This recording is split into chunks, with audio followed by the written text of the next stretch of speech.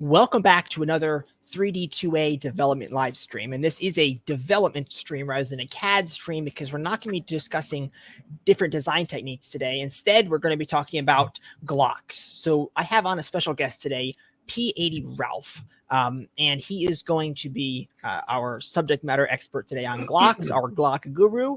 And we are going to discuss with him the different features of Glocks, different types of Glocks. I don't even know. Glocks are a really confusing subject to me. There seems to be a lot of different models, and I'm curious about the compatibility between different models, the different generations, and all kinds of different stuff like that. So we will find out when we get into it, but I'm going to bring on Ralph right now. So let's add Ralph to the stream, and I think I can do that by going right there. How's it going, Ralph? Hey, Hoffman. What's going on, brother? It's going pretty good. So so I think you're our Glock guru on for today's show, and we're going to be talking about Glocks. So right on. I think I didn't do a huge amount of planning as usual for this stream, so I'm kind of making up as we go along here. I'm going to turn this light down a little. That's usually how we do, just kind of freestyle it. I just want to start off by saying thank you, Hoffman, for giving me a platform, for giving me a chance to come on here and, talk. But yeah, I appreciate it. Thank you for inviting me. Yeah, no problem whatsoever. I appreciate you coming on, and it should be fun. So, so with Glocks, what's confusing is a lack of there's excellent continuity, but then there isn't. So there's a lot of compatibility between different models, apparently to me from looking at it. But there's also cases where things aren't compatible. So we have both different models of Glocks, so like Glock 17s, Glock 19s, Glock. You pick your number. And then we also have different generations of Glock. And Gen 3 seems to me to be the most common, but then some Glocks, like the Glock 43, are only available in Gen 5 because I guess it was a more recent development. And then things like the Gen 3 versus Gen 4 ejectors are both compatible with Gen 3 equipment. And there's a lot of different factors to it there. So I think we should start with the different models of Glocks and try to understand those. So it seems to start with me with a Glock 17. It seems to be like that's the first one I printed. It seems to be at one point at least the most common Glock. It's their big kind of full size Glock. And I think it was one of their original ones or the early ones they came out with. The Glock. So starting with the Glock 17, just kind of run through the numbers above that and what their main differences are from the Glock 17, and what is it single stack, or what parts are still compatible? Like, why did they make that change? And I know that slide length and grip length have a lot to do with it, but I'm just trying to understand there. I'm going to try to go through this quickly. That's kind of a loaded question. I know it is. So just start with a 19. I think it's a little shorter. So the 17 was the original Glock back in 82. I should say one more thing. The context here, of course, is from the perspective of someone who's going to be printing their own Glock frame. So that's important because the rails are also very important, and the compatibility between rails. So that's the key I should put in there. This isn't about OEM Glocks. We can talk about all of that. Yeah. As far as OEM Glocks go, the 17 was the first model. I believe it was Gaston Glock's 17th patent. He used to make trench tools for the army, for the Austrian army. And his 17th patent was the pistol. So at the time, there was a bunch of different pistols. He was contracted by the Austrian military to come up with a new weapon. So he took a lot of the weapons from that era and took little bits from each one and created his own. And Glocks became really popular because of culture, music, movies. Pretty much anything that was popular was mentioning Glocks as a pistol or a weapon. And I think that's kind of what got me into it, man, was just culture, just hearing it in songs, and everyone's talking about Glock, Glock, Glock. But let's fast forward here to 2020, I want to say, is when Mr. Chairman Wan designed some very interesting looking Glocks off of the FMDA DD17.2 platform. So he remixed that. If I remember correctly, for those that don't know, there is a professional stippler out there that goes by the name of Battlecock Tactical. I want to say he's the best in the business. I think we've lost your microphone, Ralph. You can hear me, Ralph? I think we can't hear you anymore. You just dropped out. And I think I'm seeing a lot of pixelation on your image. So I'm going to say that the issue is related to your connection, but don't know that for a fact. It looks like Ralph is doing some troubleshooting here, guys, and trying to figure out what's going on over there.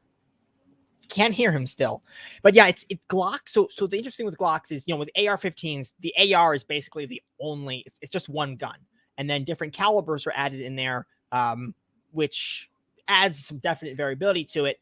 But it's, for me at least, pretty easy to follow. With Glocks, it's just one company kind of driving it all at the base. They don't release any of their designs or make anything really open, so it just kind of creates a bit of confusion for me, at least, around all the different types of Glocks. So that's kind of why I'm doing this stream here, is to try to understand that. And when Ralph gets his audio running again, we will, of course, jump right into it.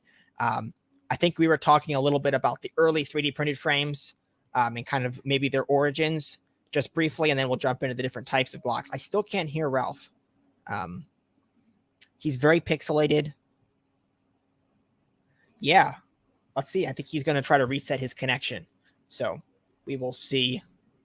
Let's see if I can create a new banner here.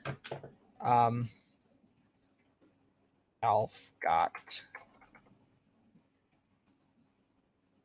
Let's see. There he is. Can we hear you now? No. Say something again.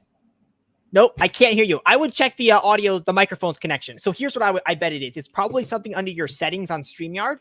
I mean, this is just a guess.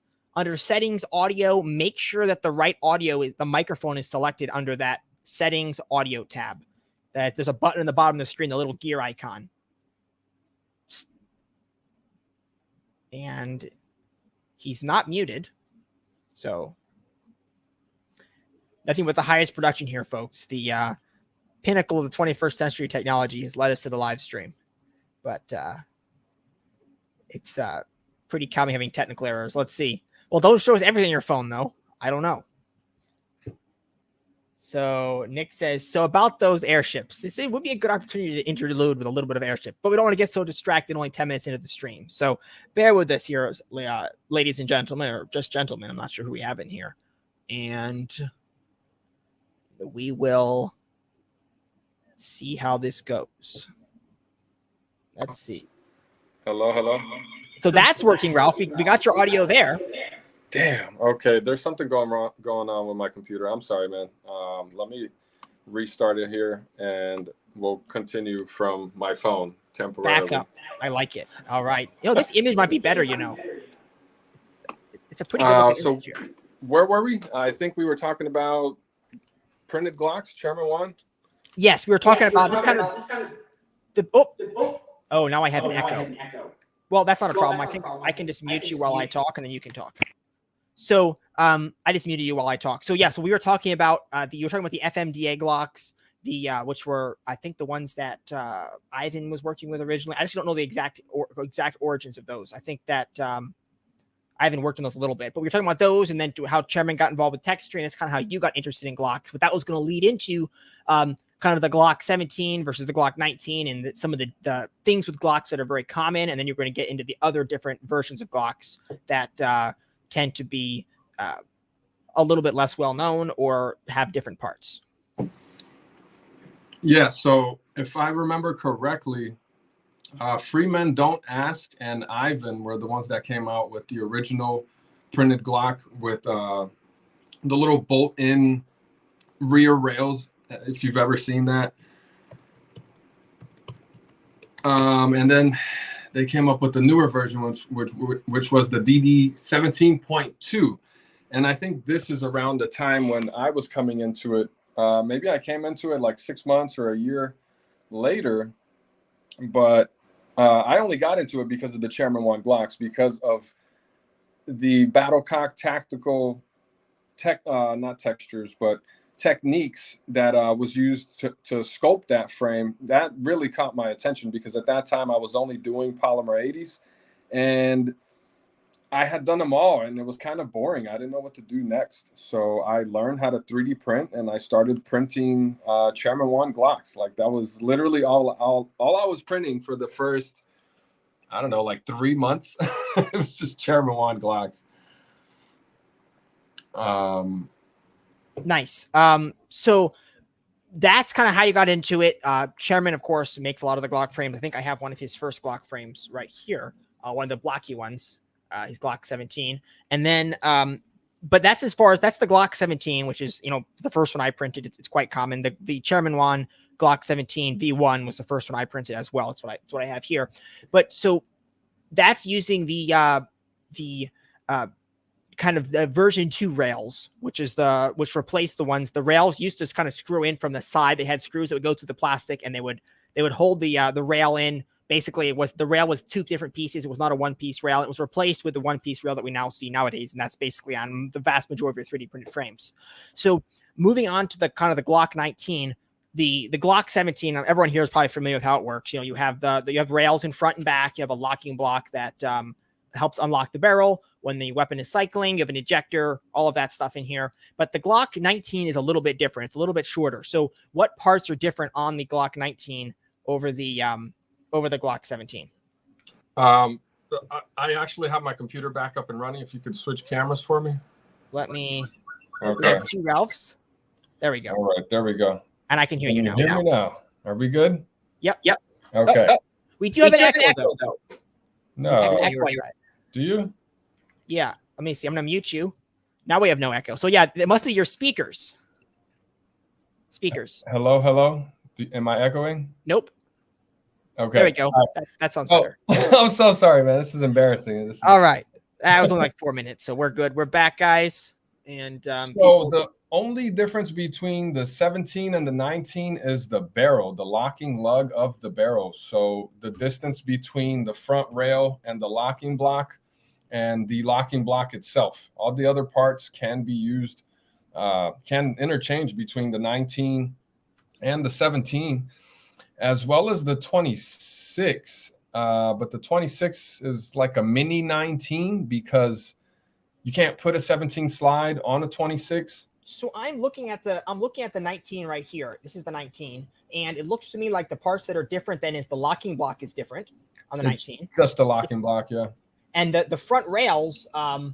Well, the reason why they put that cutout on the front rail is because on the 19, so the rail is closer to the locking block, so they needed a little cutout there. But of course, the 19 rails would work on the 17. Yes. I see. And they just had to put that cutout there to fit that locking block. That makes sense. So the whole gun is just a little bit shorter, and they had to cram everything down into a smaller space, and hence why the locking block itself is actually a little bit smaller and redesigned.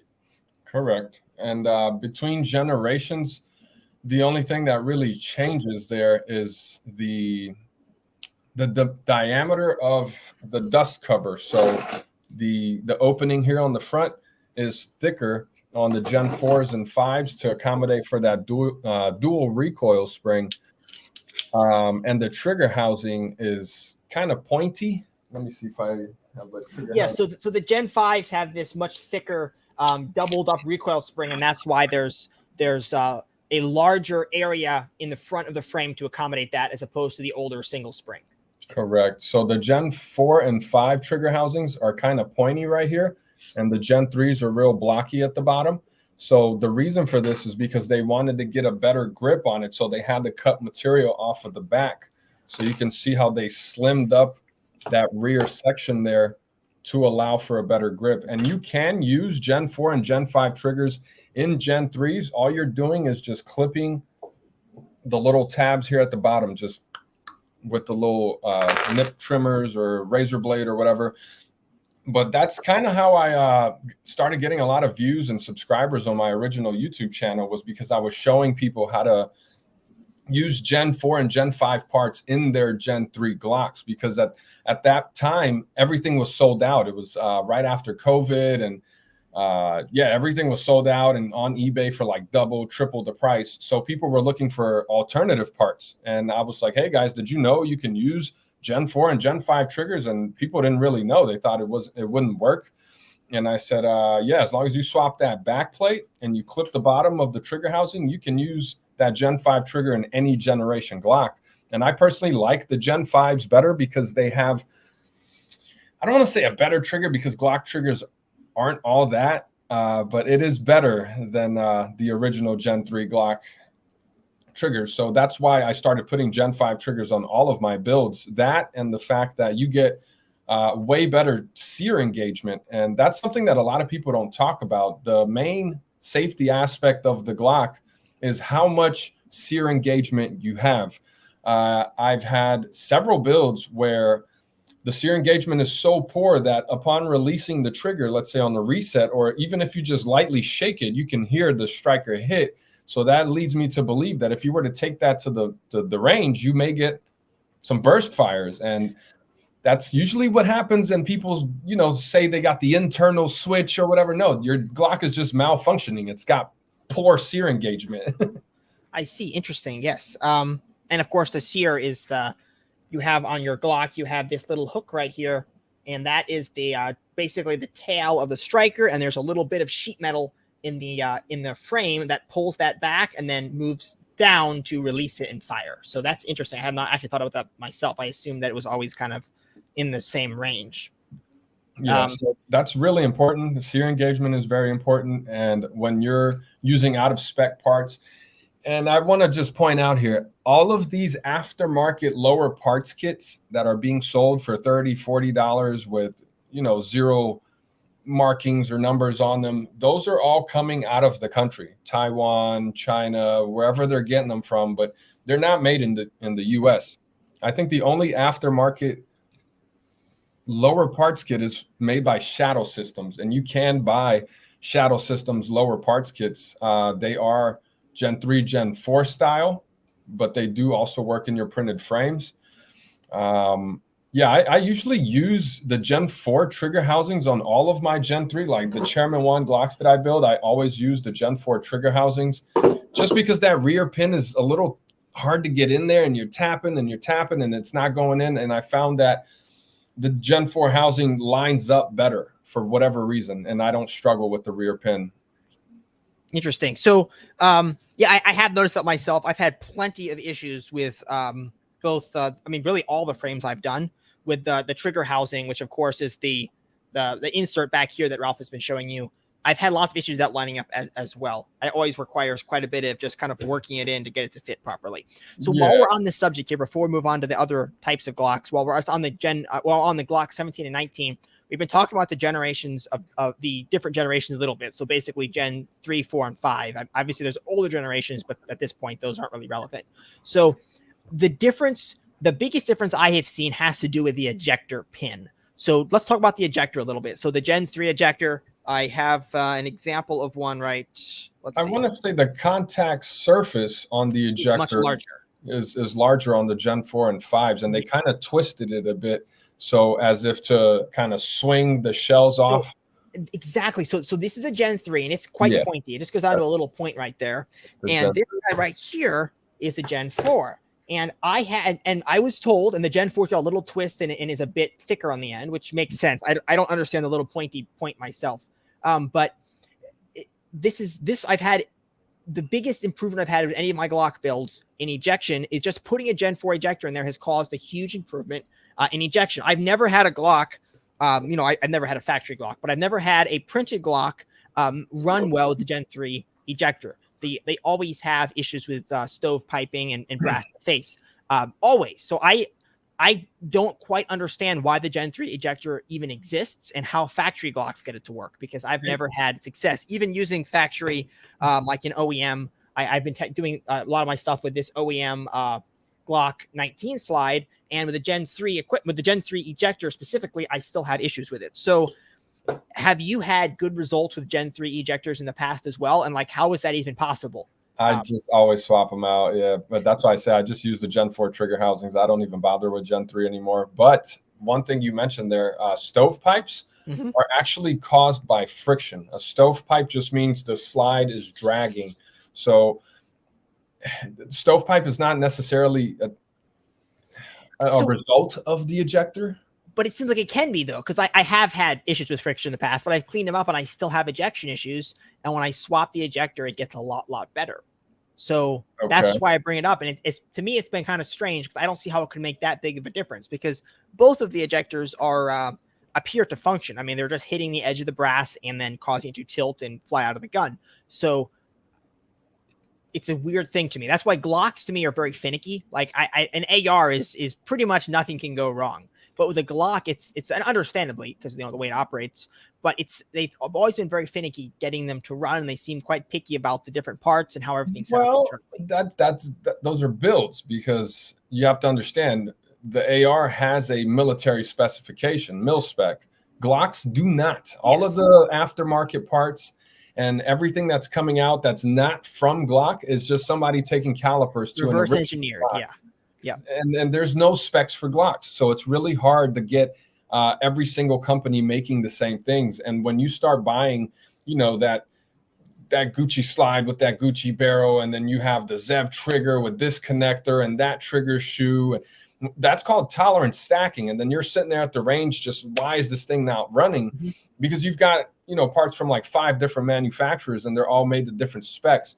So I always recommend people to use original Glock parts for their base. So if you're starting off a build, just go to everygunpart.com and just buy an OEM Glock parts kit. They're usually like $300. I got a couple on sale. Sometimes they have like 30, 40, 50% off sales. I've gotten complete OEM Glock kits for like $200 before. So everygunpart.com is a great website for OEM parts. It's cheaper than buying those aftermarket slides and then trying to find the lower parts kit. That's going to be my number one recommendation for getting started. Always start with original Glock parts.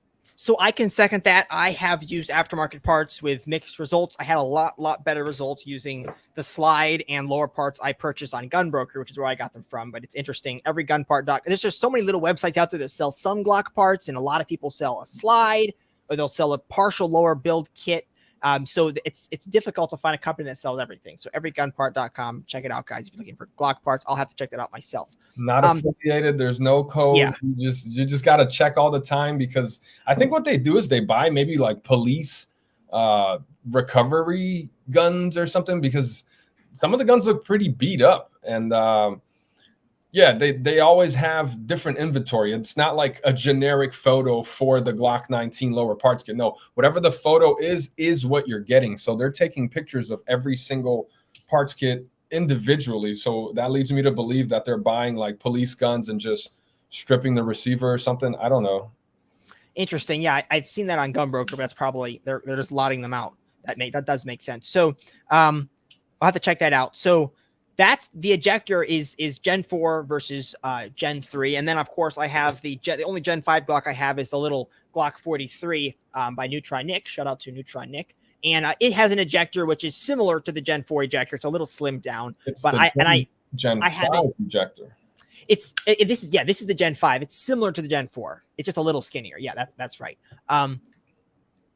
Now that's the ejector. So I found the Gen 4 ejectors, which do work in Gen 3 equipment, to be a big improvement. You say that the newer trigger housings, you can also quite easily get them to work with Gen 3 frames with some simple modifications, and they are an improvement.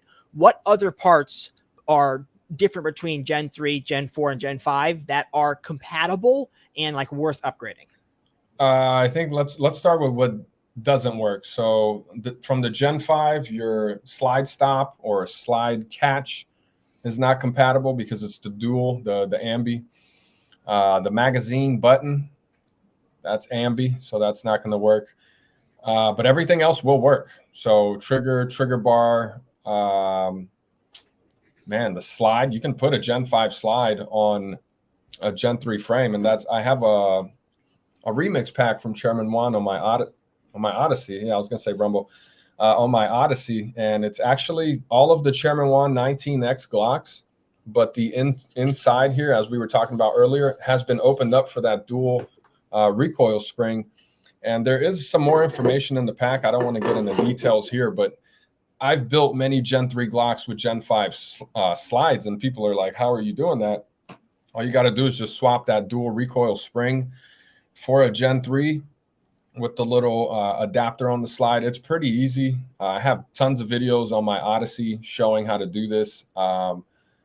Not all, but most of my older videos are on Odyssey. There's probably well over 100 videos on there. You can scroll back for days and you'll find a lot of good content on how to get your Glock running properly. Maybe you've got some friction on the rails or on the recoil spring channel, or maybe you didn't properly install your slide lock spring. And that's a big one. Sometimes you don't insert it into that little hole all the way. And it's pretty easy because that's a tight little space there to try to push that little leaf spring into. And it is, yeah. If you don't push that in all the way there, when you rack the slide, the recoil spring bunches up and it's going to catch right there, and that'll give you a lot of problems. So just little stuff, that most people don't consider. Another major thing is the trigger spring. So if you don't install the trigger spring properly, it's almost like an S. So you have to hook it here and hook it there. And if you don't hook it properly, and when you twist that bar to get it in the trigger housing, that little hook can catch onto the trigger housing and actually cause reset issues. So the connector is pushing for the trigger bar to pop up, but it's not popping up fast enough to catch the slide when it reciprocates after that shot. So you're getting a dead trigger after one shot. So yeah, just little stuff to look for: trigger spring, slide lock spring. Just make sure you're taking your time to build the damn thing properly. The Glocks are really simple, and that's one of the main things I like about it. They're just compatible with a bunch of different parts and magazines and holsters. Like if you have a Glock, you have the base for many different Glocks. So that's what I love about it. I have literally a Glock box. It's a fishing tackle box with a bunch of Glock parts, and I have another little tray back there with a bunch of different little drawers.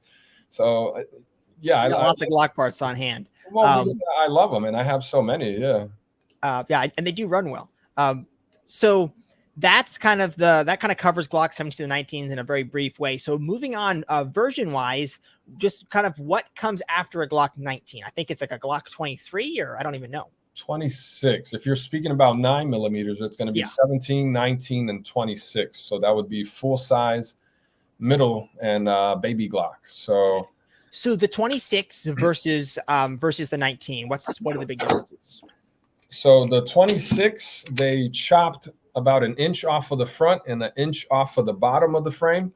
So the 26 can take 26, 19, and 17 magazines, as opposed to if you were to get a 17, you can only use Glock 17 magazines. So the smaller your Glock, the bigger magazines you can fit into it.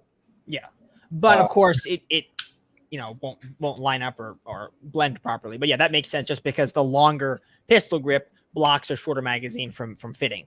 So what about on the so they make the grip shorter, which is a pretty simple thing. The magazine catches the same. They're just chopping something off the grip, and hence you can fit shorter magazines in, but mechanically nothing really changes. As far as the length of the slide, the locking block, and your rails, up front, those I'm sure change. Anything in back with the trigger housing or the ejector changing? The triggers are all the same. So up front then, what's changing up front?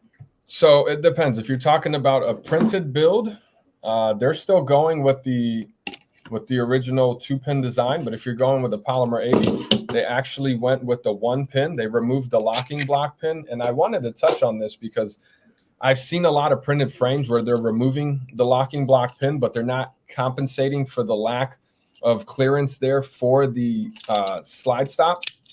So this part here, your slide stop, needs to engage under that locking block pin in order to get spring tension to function properly. So what Polymer 80 did is they added a bit of material here on that locking block to kind of act like a locking block pin. So if you see, I don't know if you can see here, but yeah, there's less material on this locking block than on the Polymer 80. You can see the Polymer 80 locking block kind of sticks So down. the Polymer 80 is getting away with removing that pin because they have a custom locking block. If you're using a standard locking block, you're going to have to find some other way around it to get your magazine or your slide lock to function properly. Correct. And a lot of people called me crazy for saying that. They were like, oh, Ralph doesn't know what he's talking about. It still works just fine until it doesn't. And I want to just, man, I was not ready for this stream. I'm sorry, man. Not a problem. Neither was I. I wanted to share something here. This is a very special Glock. This is the 26 XX. So there's actually 26X variants out there, but as far as I know, Chairman Juan is the only one that has made a 26 slide fit on a 17 grip. And this is my favorite Chairman Juan frame, I gotta say, because that 26 slide on the 7, it just feels so good because you got that full size grip, but tiny. Real short. For some, I don't know, it just feels good. Interesting.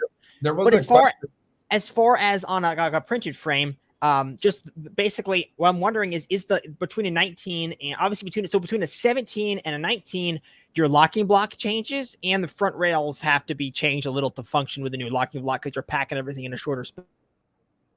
26, what changes? Is the locking block the same as a 17, or does it get even more compact, and does the rail get even more compact as well? So which of those, between those two, what's changing? Let's this can be a little confusing here. The 17, it is the 17 Gen 5 has the same locking block as Gen 3.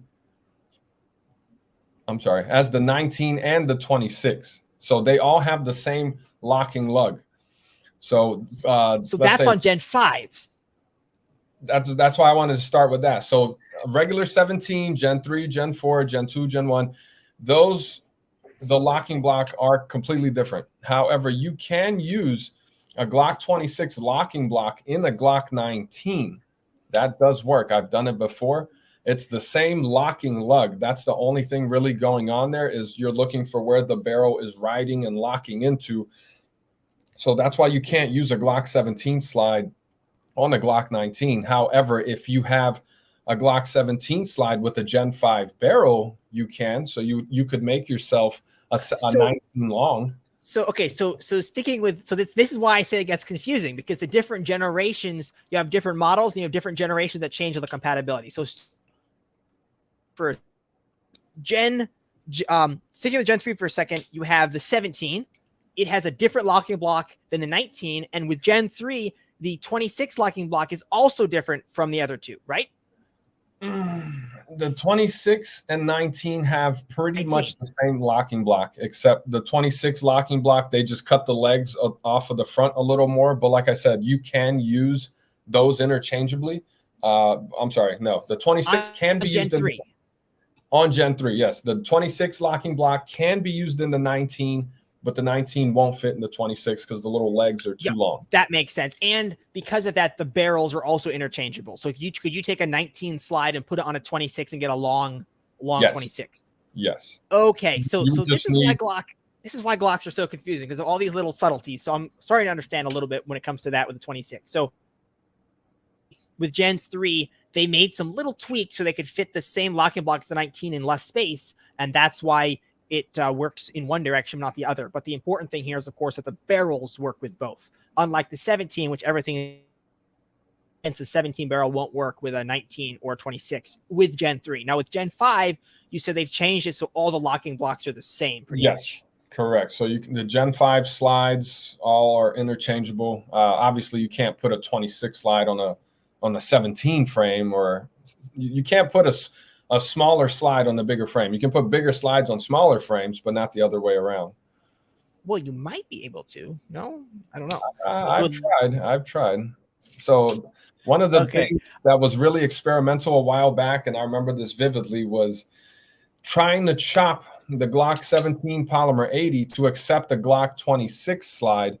However, the travel and the way that the rails line up, it just was not working. You would have to completely chop and modify and surgeon your way into moving the locking block further up in order to get the slide to work, and no one was successfully able to make that work. Case, the locking block is also different. So how would that part work?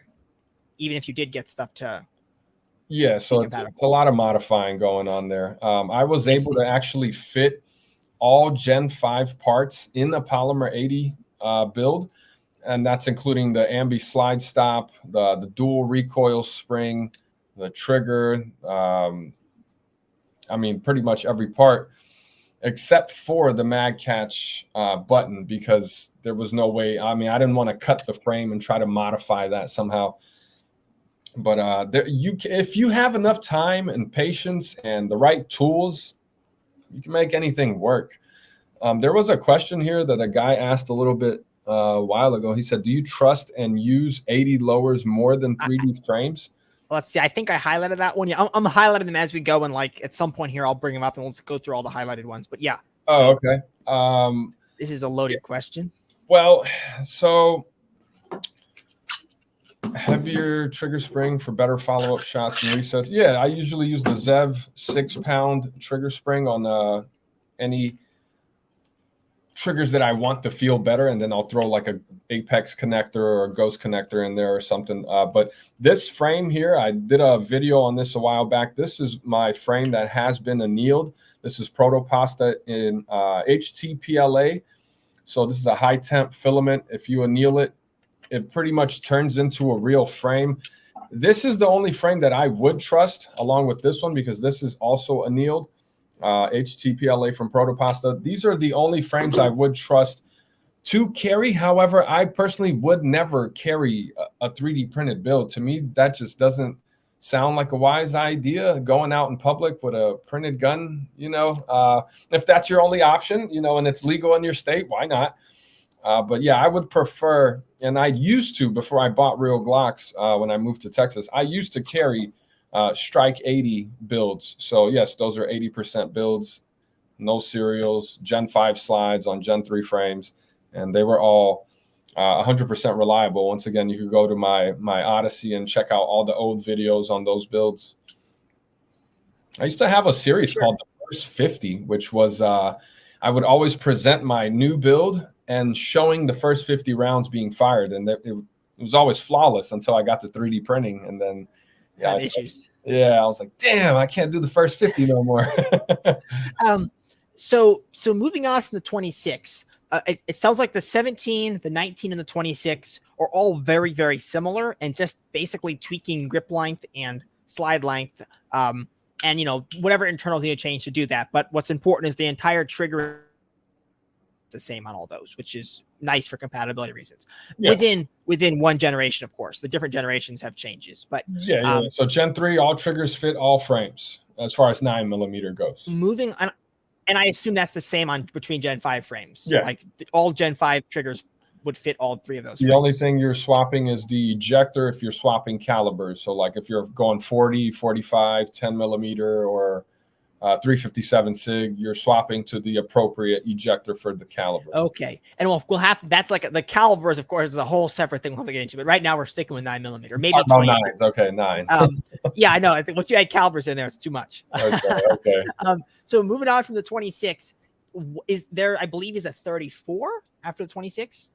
34 is the long slide. Yeah, so that one's actually bigger than the 17.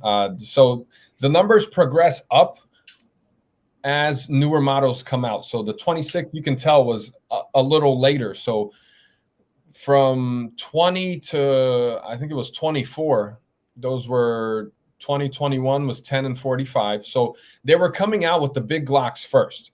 They gave you a middle-sized Glock, the 19, and then they give you the full, middle, and long slide and extra long slide in 40 cal. So the 22, 23, 24, and yeah, those three are bigger Glocks. And then I guess people were requesting the smaller Glocks. So then they came out with the 25, 26, and 27, which is a 38, a 9, and a 40. So as the numbers go up, they're just coming up with different sizes of the same old gun, really. Now I think they're up to 48 is the one I have, is the Glock 48. I carry that every day. but I haven't heard of a Glock 49 or a Glock 50. Maybe they're out there. I haven't heard of it yet. Maybe. Yeah. So that's kind of and that's why it's kind of confusing, because their model numbers don't have anything to do with like what the gun is. It's just like a progression based on when it was released. So that adds a bit of confusion to it as well. Glock 45. I always, when I first heard that, I was like, oh, okay, which one? The 30 or the 20? No, the Glock 45. I was like, I know. Yeah, but which one? It was like, bro, the Glock model 45. And I was like, oh, shit. Okay. Yeah, it's pretty confusing, but sticking with 9mm. Yeah. And I do want to talk about the 22 caliber Glock as well, because, 22 is cool. But so next up from the 26 is the 34, right? With 9mm. I guess the next 9 that came out, would be the 34. So the 34, and the 34 is confusing because we have the thing called the 17L, and then we have a 34, and they're both long, but they're different. The 17L is a half-inch longer than the 34. It's actually meant to be super competition. So it came out way before. Yeah, I want to say it came out like before the 40s, before all of that. I think it came out around the time of the 18 and the 19. So they wanted to give the competition shooters something a little more ridiculous, but I guess maybe it was too long. And then later they came out with the 34 because they wanted it a little shorter. And I never researched the history behind that. I never really got into the 17Ls, but I've seen a lot of people making custom frames for them specifically. Well, I know there's like this frame here, which I have a 34 slide. I was thinking this was a 34, but it turns out that this is a 17L. So I have to. That's what Chairman calls the biggest Glock possible. So the 33 round mag with the 17L slide. Yeah. So I'm going to have to get myself a 17L slide at some point for that frame. They've been pretty popular in the build community just because of how I was going to say tacky, but how weird they look. Well, they're like a ninja gun, like dual wheel. Yeah. So that's why I printed it. I thought it was cool. But so what's the difference between the 34 and so the 34 is basically a 17, I would say, right? With the longer slide, yeah. So everything is compatible between the 34 and the 17. Would that be correct? Yes. I mean, you could even theoretically put a 17 slide on a 34 and it would just look really dumb. It's the same frame. So it's the same frame. They just basically add more plastic to the nose. So it's a 17. Printed. Yes. I'm sorry. Yes. On the printed frames. Yes. Yeah. Yeah. The factory. I don't know what they do. It's the same frame. That's what I'm saying. Yeah. So the 34 is nothing special. It's just basically the lower is not, it just has more plastic. The slide just has a longer barrel and it's stretched out more. That's really about it. Yes. So the only thing that changes in a 34 is they give you a minus connector for your trigger, and they give you the extended slide stop. So the one with the little bump, because it is supposed to be a competition trigger. But that's just talking about OEM. I'm sorry, I keep going back to OEM.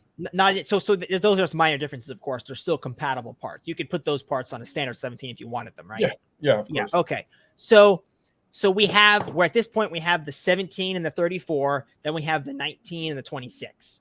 Or kind of, I see two kind of different groupings of parts here, and the 19 and 26 are a smaller format, and the 17s are the full size. Yes. And so after the 34, are there any more full size Glocks, with the same trigger housing and all of that in 9mm? Or do we jump right to the single stacks? Well, 45, but yeah, you're jumping in the 43 before the 45.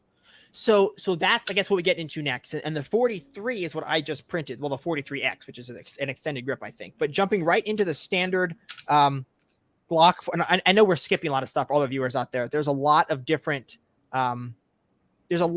stuff in here we're skipping. But I'm just trying to get a basic overview to understand all the different Glocks and their sizes and stuff. And I have not been keeping a super good eye on the comments. I've been starring some of them, and I'll bring them back up when we go and try to answer them here a little bit later. Let's see. But yeah, so we're jumping into the 34, and the 34 is the biggest difference we've seen so far. The largest change in compatibility, of course, right? Yeah. So the Glock 43, 45, 47, and 48 are all 9mm as well. So the Glock 43 is radically different from the other Glocks, because all of the other Glocks we've mentioned, the 17, the 19, the 26, and the 34, all use the same magazine. I mean, there's different lengths of magazines, obviously, but they're all using the same double stack. Let's see, I have one somewhere. That's correct. That's the double stack Glocks is what we call them. They're all using, and when you say Glock mag compatible, it's this magazine you're talking about. And this obviously is the 30 something rounder, but it's this double stack classic Glock magazine. This is a Gen 5, I think, isn't it? It's got the double orange follower means Gen 5, yes. Okay, yeah. So I didn't realize that was color coded. I always assumed if you had two if it was ambidextrous, I was the Gen 4s have that as well. But they have the black follower. So orange follower is Gen 5 mags. So I actually have one. So this guy right here, in that case, is a Gen 4 mag. Black follower. Yes, with the double, with the ambi cuts, yeah. Okay, I see. All right, that makes sense. So so these, when we say Glock mag or something is Glock mag compatible, it's compatible with these Glock magazines. They're double stack magazines, in 9mm. You'll notice the base plates are different as well. Gosh, they are different, aren't they? We have a bigger base plate. Of course, there's a +2 extension on the extendo, but I meant just the regular magazines. I don't know if you have two. I don't actually. This is this is the only. Oh, okay. Well, yeah, you can use that. You can use that same +2 on any Glock magazine that's double stack and get an extra 2 rounds on whatever mag you have. Okay, I see. That's what that is. And by the way, what's the trick to getting these base plates off? Because I was trying to take one off earlier, and I only did it like half hard. But I didn't really need to take it off. A punch thick enough to fit in that hole. I don't know the right size. Just if you have a punch kit, just get the one that fits in there the best. Kind of put it on the table, like lean it on the edge. Yep. And just pry down with force. Okay, so I tried and I pushed on it, but I didn't want to push too hard. Like I didn't know if I was doing something wrong. So it just takes quite a bit of force to pop it off. It's just 2 little metal or 2 little plastic tabs holding the side. And when I first tried to do it, I thought you had to squeeze the tab. So I was going at it with like pliers, trying to yank at the same time. And then I saw a video of the guy just pop it. And I was like, oh, I've been struggling for no reason. So interesting. And I have to make sure I don't show anything on the stream I shouldn't have. So I'm going to You're going to try it? I'm going to pop something apart there. There we go. So that's all of your double stack Glock mag. So the the Gen 3 Glock uses their single stack mags, which is this guy right here. And this is what makes them obviously radically different. The magazines are completely non-compatible. Well, so if you look at the magazine you're holding, that's actually a 43x48 magazine, which does not work in the 43. Correct. This frame is a 43x frame, so this is a little bit longer. Well, it's thicker. It's wider. Whoa. Okay, now I'm totally confused again. So obviously we're gonna have to get into this. So the Glock 43 is a single stack mag. I mean, it's a single stack Glock. I assume. So let's start with the 43, and then we'll talk about the X. I am totally confused there. I made an assumption that was obviously wrong. You cannot use a 43 mag with the 43X or the 48. If you notice here, it is slightly thinner, not by much, but enough that this mag will not fit into a 43. So the 43 mags only fit the 43, which is I made an assumption that the 43 and 43X, the only difference was the grip length. That's wrong. That is wrong. And what's neat about this is that so these magazines, all Glock magazines are steel lined with polymer on the outside. So a company called Shield Arms. I have something better. The Shield Arms mag. Exactly. Palmetto. This is the Palmetto. Palmetto now makes. Oh, okay, yeah. Palmetto released one too, but which is from everything I've heard a lot better, and I understand why. I've been very impressed by them. Yes, 15 rounds. It's ridiculous. Well, in a 10-round gun, yeah. So they removed all of the polymer, made the whole thing out of steel, and they gave you 15 rounds, which is awesome. And that's the only reason why I carry the 48. Because I can have the same capacity as my 19. That's why I printed the 43X, is because of that reason. It's a significantly more compact pistol with the same capacity. So I thought it was a cool gun. It's like the perfect form factor. So another quick fact here. So 43, 43X, and 48, all slides are interchangeable between all guns. You can use any slide on any one of those 3. So, okay. So just talking about since we're on the slides, the 43 and the 43X both have the exact same slide, right? The 43X has front serrations. Okay, I see. On factory. The 43 does not. So that's why my 43X slide right here, Front I serration. have front serrations, and I got the little optic cut right here. Yeah, MOS cut. Nice. Yeah, I like this. Is quite nice. But yeah, so okay, so front serration. Okay, so I see. But they're mechanically the same. They're the same internally. Yeah. The 48 has a longer barrel, longer slide. So the 48 reminds me of the 34. It's like a baby 34. It's got that same look where the slide sticks past the frame a little bit, and they have that little cup under it so you don't see the recoil spring. I like that look. And you have the longer barrel, so you're getting more velocity. I think by chopping down to these little 3-inch barrels, you're giving up a lot of velocity. But when it comes to self-defense and you're like 5 yards away or 10 feet away, you know, I don't think velocity is going to matter that much as opposed to shot placement. Yeah, so back now to the frames, starting with the 43. The Glock 43, I am going to assume, is completely non-compatible with the earlier Glocks, or some parts compatible. The Glock 43 is its own thing, and it's funny because there's even a 380 version called the Glock 42, but those parts are not interchangeable. Like they made those two models their own thing. You can't swap parts between anything else. So I don't know why they did that when the whole point of Glocks is to be compatible and to have the parts compatibility, I guess you could say, with other models. And they made those like really specific.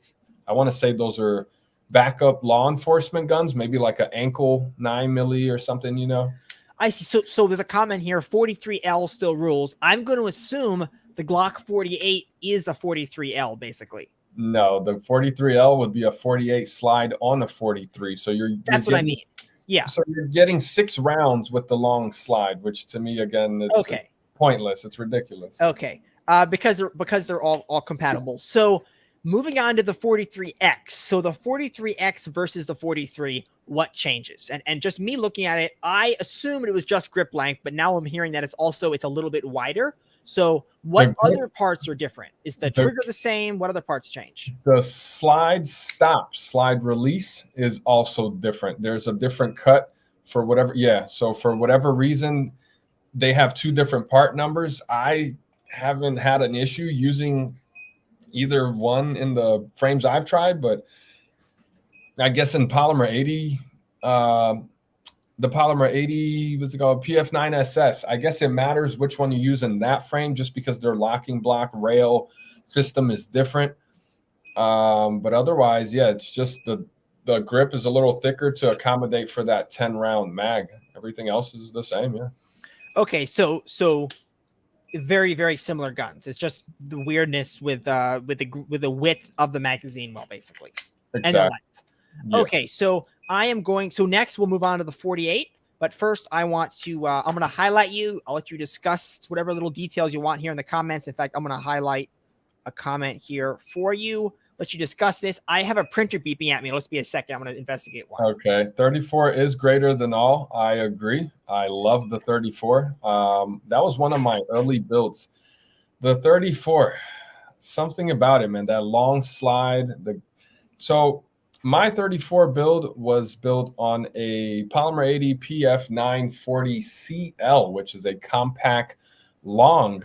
And the reason I did that is because I had so many Glock 19 mags at the time, and I didn't want to have to buy a whole bunch of Glock 17 mags to build a 34. So what I did is I took that CL frame and slapped a 34 slide on it, and I have pretty much a 19XL, which is a 34 slide on the Glock 19. So I can use 19 and 17 mags in my 34, which is what I really like about it. Because with the magazine extensions I use, I'm still getting 20 rounds off of a Glock 19 mag. So I don't know. I just wanted a 34 that was a little more compatible with the mags I had available. I didn't want to have to buy 10 new mags. And of course, now I have them. But at the time that I built it, I didn't have, 20, 30 magazines. So, yeah, I went with the 19 grip length on a 34. But, yeah, 34s are awesome. Love them. Interesting. So back to the 48 now. So we're moving from the Glock 43X to the 48. Oh, I'm sorry. You shot my Glock 34. Remember with the Timney trigger? The super smooth, like easy to shoot one. Yeah, The that one, was the one where you hit every target and you couldn't miss. it was like playing an easy small child's video game. Yeah, that was fun. Ping, ping, ping is so nice. Yeah, that was fun. For sure. So the 48 and the 43X are very, very similar. It sounds like. The only difference between the 43 and the 48 and the 43X is just the 48 has a little bit longer slide on it. Exactly. Half-inch longer slide. And that's it. Yep. Okay. So I feel like, why is the 43X a 43X and not a 44? Like, it seems like it's a big enough, having a different magazine is a pretty big difference in my book. Because it's like the 19X. All they did was make the grip. Now I'm confused again. Well, so the 19 is a 19. The 19X is a 19 with a 17 grip. So the X just represents it's a crossover. So you're taking the same gun, but adding a longer grip. But what's the crossover between a 43 and a 43X? Like, they're both their own thing. Okay, you make a valid point there. But yeah, I guess they didn't think about that one. I don't know. It's just a little strange with the 43. Maybe they already had the 44 already lined up and they didn't want to make a new model.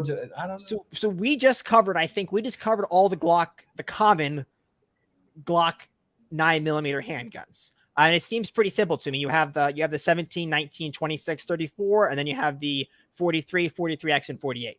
And they fit in there real nice. Yes. What is the options when it comes to 22 long rifle Glocks? The Advantage Arms conversion kit, I think, is your best option. Otherwise, you can try to find the Glock 44 parts kit. I think I saw one ever on everygunpart.com. I think it was like $350, and that's the price of the whole gun brand new. So I don't know why anyone would do that other than just wanting to do it, which is a pretty common thing. But you can technically take 44 internals and put them in a 3D printed frame. I can't remember exactly what the modification is, but so the Glock 44 is Glock's 22 pistol. That's a 22 handgun. Yes. Is it what parts? Is it like completely different? Does it share parts with the 17? It's its own thing. I think the only part that's the same is the trigger housing, but everything else is different. Ejector, trigger bar, slide, barrel, the internals, the recoil spring, everything is completely different. Maybe the slide stop might be the same as a Glock 19. I know the frame is the same as a Glock 19, but all the internals are different. I see. So you mentioned there's a conversion kit available. I assume that's for the Glock 17. How does that work? They actually have that for the 26, 19, and 17, as well as like the Glock 20. If you got the big one, they have these 22 conversions for pretty much any size frame you have. They're usually like $300, and they come with a couple mags. But you essentially convert your 9mm into a 22 just by swapping the slides and magazines, and everything comes in the kit. So if you wanted to go that route, you could. I just never saw 22 as like something I wanted to get into. The only reason I got into 22 is because of the Bulligan SG 22, and I printed that out and I loved it. So I was like, man, I guess I got to get into 22. But like Glocks, I never wanted like a 22 Glock. It just doesn't, I don't know, never caught my. 22 handguns are a lot of fun, especially if you have a can. They're really fun. So the Glock 44. Okay, so back to the Glock 43s, just for a moment. Different versions of the Glock 43s, 43, 43, 43X, and 48. As far as I know, they're all Gen 5, right? They're their own gen, but they came around during Gen 5. So technically they are Gen 5, yes. So there's only one generation of them available. So we don't have the same confusion we do with the larger frame Glocks, where we have 3 generations stacked on top of each other. And that's why they don't say 43 Gen 5 on the side. It just says the number, because it's the only one of that generation. So Slimlines are their own thing. Like, that's Gen 1 of the Slimline. So I don't know, maybe they'll come out with a 43X Gen 2 or something. I don't know. Got down the road. So I don't know. Okay, so they're just completely separate. Completely separate from the main Glocks. So what is the difference? Well, I guess I should say, now going back to the beginning, going through the numbers again, let's just go through the other numbers briefly and what they are. So we have a Glock 17. What's the Glock 18? I'm pretty sure it's a select fire. The Glock 18 is a full auto select fire version of the Glock 17. And most parts are compatible. It's just the slide that's different, I think, right? They're pretty much all the same, yeah. Okay, so Glock, I can drop my Glock 18 slide right out of my 17, no problem. Okay, absolutely. So and then get one. and then we have the 19, and then we have the Glock. Is the Glock 20 a thing? Yes, Glock 20 is a 10 millimeter. And is it a Glock 17?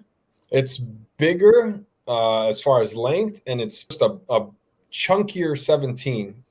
And compatibility, is it all its own thing, or is it mostly compatible? I actually did a video on that, also available on my Odyssey there in my old archives. But yeah, every single part in the Glock 20 and 21 are the same as the other Glocks, except for the trigger bar and the ejector. Everything else is literally the same parts. I'm sorry, and the mag catch button, it needs to be a little longer. I see. Okay, wow, that's some confusion. So Glock 21, is that a thing? It's 45 caliber, same as the 20. They share the same frame, just the uppers change. So 20, 21 are the same heavier calibers. What about the 22? 22 is the 17, but in 40 cal. Okay, and the parts are all compatible. All the same. Well, the slide. Okay, yeah. There are differences in the ejector, the slide, the barrel, the firing pin, aka striker, the extractor plunger bearing, the loaded bearing, I want to say is what they call that. Those are all different. Those will not interchange with 9 millimeter. So lots of little subtleties. Yes. Moving over there. So Glock 24. I never heard of that before, but it probably exists. 24 is the 17L version, but in 40 cal. Okay, wow. Okay, I don't know. Okay, that's getting. So I've never seen one built. Like I never heard of someone having a Glock 24. I've never seen one ever for sale. They're really rare. Oh, and Nick says, a single comment for Glock 31, 32, or 33. We'll get there. Okay. We'll get there. I'm just running through them real quick. Just trying to I can't retain all this. I'm just trying to get an idea roughly of what's going on. So Glock 25, 25 ACP. What is that? It's the 380 version of the Glock 26. So Glock 26, but in 380. And basically, does it share the same magazines? I think those would have to change a little. I don't know. I don't have anything 380, but I want to say 380 is just a little bit shorter. A shorter round, right? I want to say it's a different mag. I don't know. I've never played around with 380. And then the Glock 26, obviously, we already covered that. Oh, Timbers is right. You skipped the 23.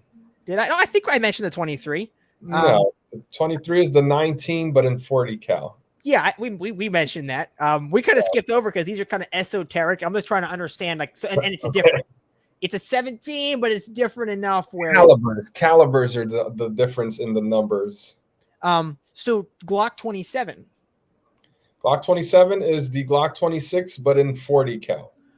Okay. And I'm sure there's a few other little differences, just like with the other 40 cals, like ejector and other. Yeah. So all the upper parts are all different, just like the other full sizes. Yeah. Okay, and then the Glock 28. Man, I've never heard of that either. I want to say that's a Glock 19 size 380. So it's the Glock 19, but in 380. Okay, and I never understood why they did. I mean, your magazine capacity is not going to be much higher. I don't think your diameter of 389 millimeters is pretty much the same. I wonder why they even did that. I don't know why 380 exists, to be honest. But. Well, what's weird? They only released those in Europe. They never released any of those 380 models in America. The Glock 25 just came like this past year. Like after how many, like 20 years, they finally imported it? I don't understand why. Interesting. So I guess the Europeans like 380 for some reason. We still don't have a Glock 28. It's not sold in America. Huh. That's interesting. So it's a 380. So 380 guns aren't really, and I understand why. I mean, who wants a 380 when you can get a 9 millimeter with just as much capacity and it's just more easy to get, cheaper ammo, everything's better. So the Glock 29, that's another one I've never heard of, but I'm just going up the list, adding The increment by Glock one. 29 is a small 10 millimeter. So it's like a Glock 26, but in 10 millimeter.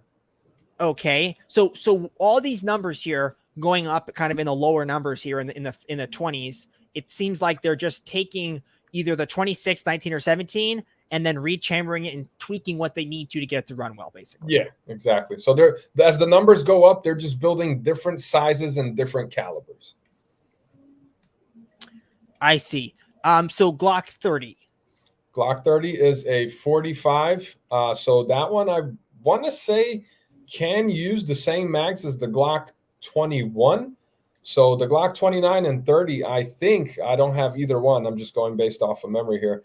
I think they both can use the full size magazines from the 20 and 21. So the 29 and 30 are the 10 and 45, but smaller, way smaller. So they're like this 20, they're like 10 and 45, but in a 26 format. Yes. So it would be like the 17. They completely skipped the 19 size, 10 and 45. They just went to 26 size. Okay. This is lots of little stuff. This is why I like to stick with 9 millimeter, because it's at least somewhat manageable. Yeah, Corn Pop is right. It's way thicker as well. And just imagine trying to shoot 10 millimeter out of a Glock 26. It's insane. Yeah. It's crazy. So on to the Glock 31. There's the 31, 32, and 33. Are those just more of the same, just adding in different calibers, or is there something special? So that's the full size, middle, and small of 357 SIG. So 31, 32, and 33 is the Glock 26 size of the 357. So the Glock 31 would be a Glock 17 in 357 SIG. Yes. Okay. And then obviously the Glock 34 is just a extra long Glock 17 in 9 millimeter. Correct. And then the Glock 35, 36, 37, 38, 39, 40. You're skipping some good ones 41 there. and 42. There's a bunch more numbers there. So we don't have to cover every single one if it's just another caliber, but are there any in there that stand out as being different? 34 and 35 are the 9 and 40. So 34 is 9, 35 is 40. 36, I want to say, is a slimmer, smaller 45 ACP. Like they have their own proprietary mags. So the 30 and the 36 are both small 45s.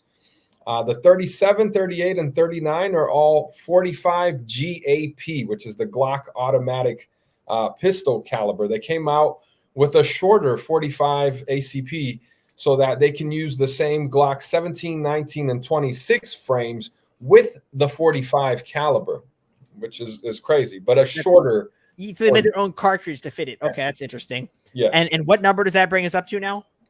40. So the Glock 40, which you hear a lot. Oh, I got the Glock 40. No, the actual Glock 40 is a 17L chambered in 10 millimeter.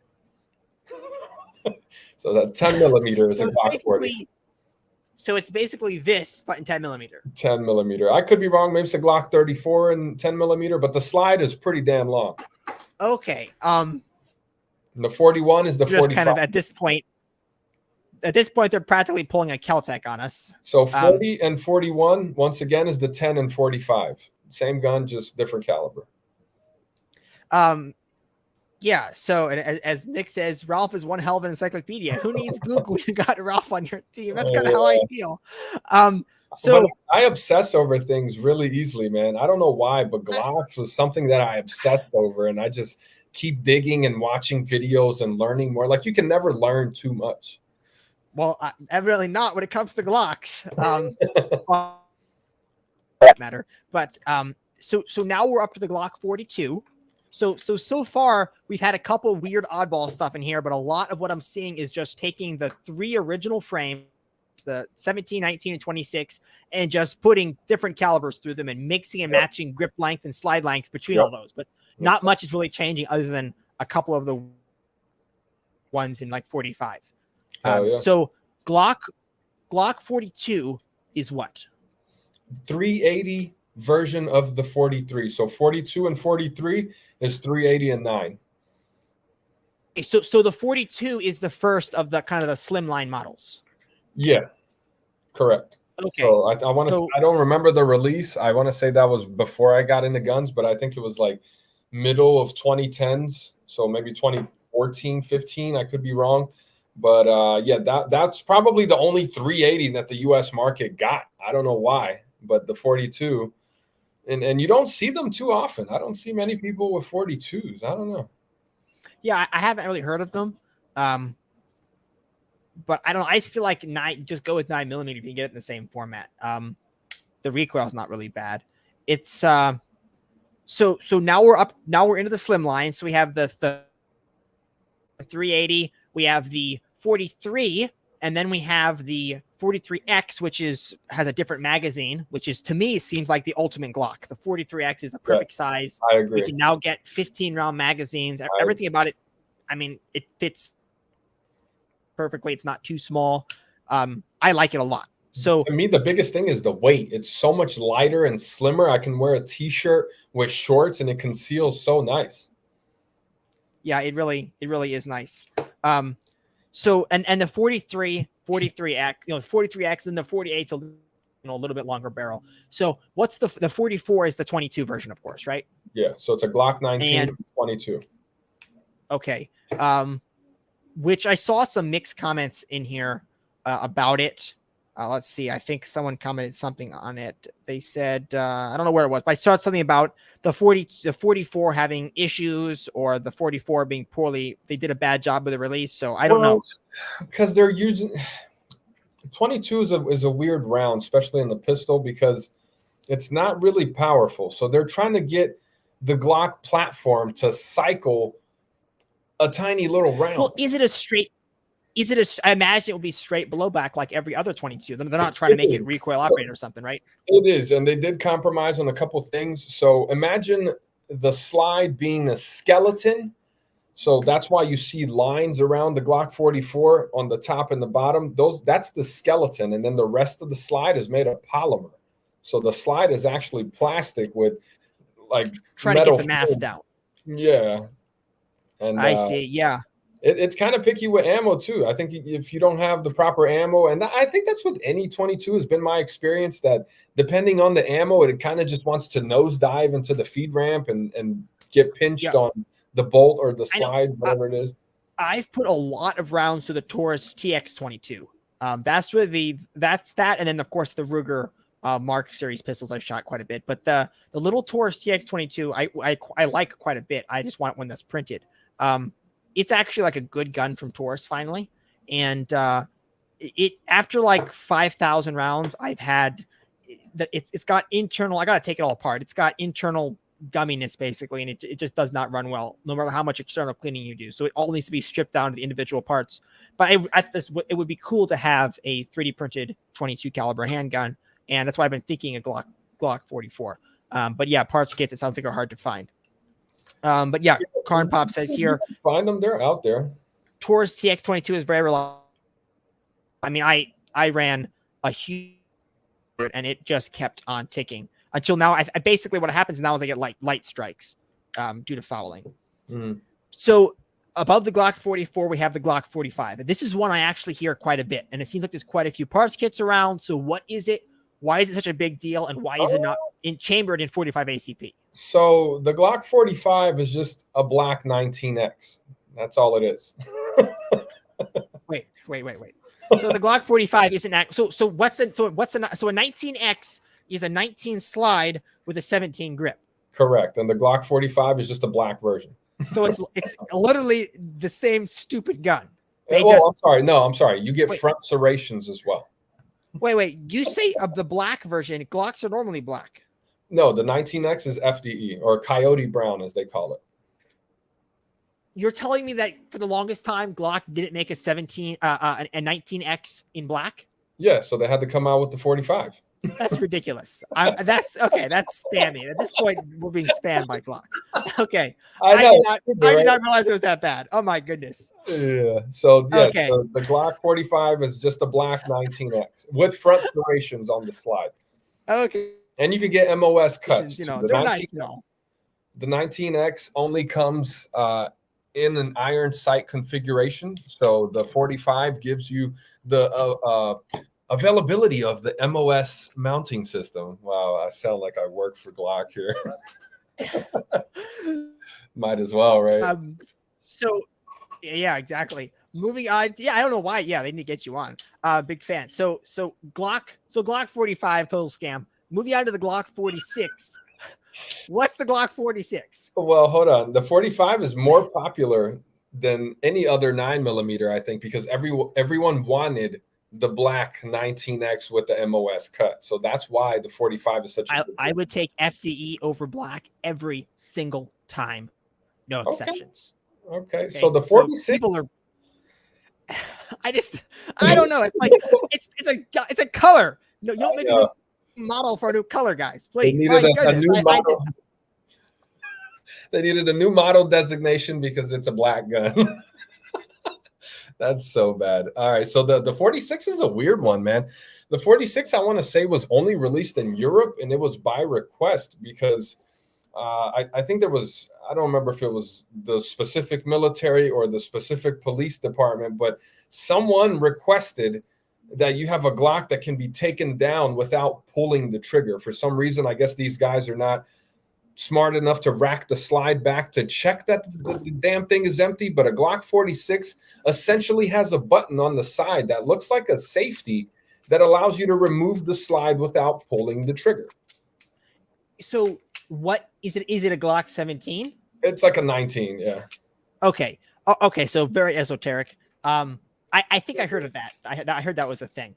Okay, so different takedown mechanism. So the Glock 37, I think we're up to now. Never 47. heard of that myself. 47, yeah. Glock 47. I've never heard of a Glock 47, but I imagine they exist. So the 47 was originally only released to, I want to say the Border Patrol or the Department of Homeland Security, but earlier this year, I want to say in January, they finally released it to the public. So the 47 is a 19, all right, hold on. The 47 is the 45 with the 17 slide. So a Glock 17 with a shorter frame, but the same grip. But the thing here is they've made it so now you can use this frame for the 19 and 17 slide, and all of the internals are compatible, including the barrels. So essentially you have a 19 and a 17 in one that can like be backwards compatible with each other. So the Glock 47 is weird, like some of the other oddballs. Think of the 48. It looks just like the 48, but double stack, where the frame is shorter than the slide. But you can put a 43X slide or, you know, a smaller slide, different sizes slides on the same frame. So the 47, I think, was made to kind of solve this problem where police departments didn't want to stock up on different parts.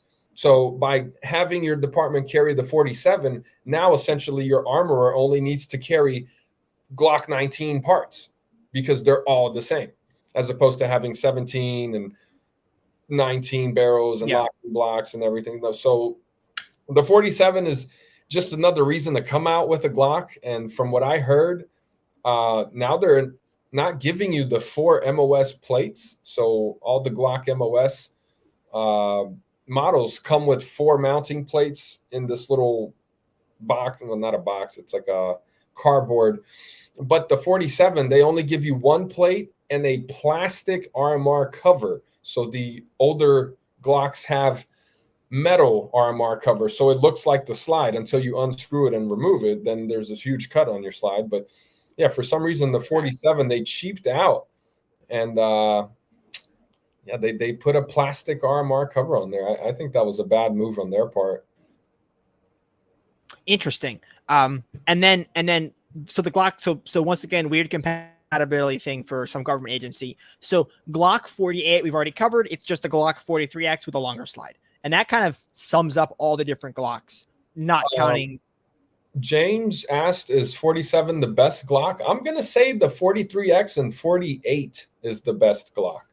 As far as carry, if you want something to carry every day, definitely that 48. In my experience, 43X is a close second. But if you want some competition type of thing, definitely go with a 34 with a Timney trigger for competition. Okay, so that kind of gives us a bit of a picture of the different Glocks out there and what they look like. Very basic overview, of course. So let's see. From here, that kind of covers. That's just obviously just the basics. So we were talking about MOS cuts. So as far as optics go, the MOS cuts, the optics, the full size Glocks are all the Trijicon RMR cut, as far as I know. Is that correct? No, they are cut for the MOS plates. So unless you're buying aftermarket slides, then yes, the aftermarket slides do come RMR cut. So the MOS is kind of a universal, and then you use adapters to get the exact thing you want. It's a modular optic system. So the plates that come with it will allow you to put whatever dot you have. So the cut for the slide is specifically for the plates. You can't mount a dot directly onto the slide. Now, however, Holosun thought about that, and they came out with a dot that fits on the MOS system itself. So Holosun has a rechargeable, no battery having red dot that mounts directly onto the Glock slide without any mounting plates, giving you the lowest possible mounted red dot. I just haven't bought one because they're like $400 or $350 or something, but that's what I would use if it was me and money was not a problem. Chairman William frame for now. Pistols are good for EDC. They just don't interest me like other guns. Yeah, I don't know. I got this huge obsession with Glocks, man. Like I said, maybe it was the music, maybe it was the movies. I don't know what it was. Yeah, that's probably true for most of us, including me, except of course for Ralph, who is absolutely obsessed with Glocks. That's not an arguable point. I mean, look behind the man. So there's Glocks there. Yeah, a lot of Glocks. So as far as the Glock 43, like I have this OEM Glock 43 slide right here. What is that? Is that also a the slide cut on that? Is that also a MOS type slide cut, or is that something different? It's not. So you actually don't need a plate for the 43 unless you're using different optics. But my understanding is that the cut is called RMSC, which is like a shield red dot. However, you can use things like the Holosun 407K.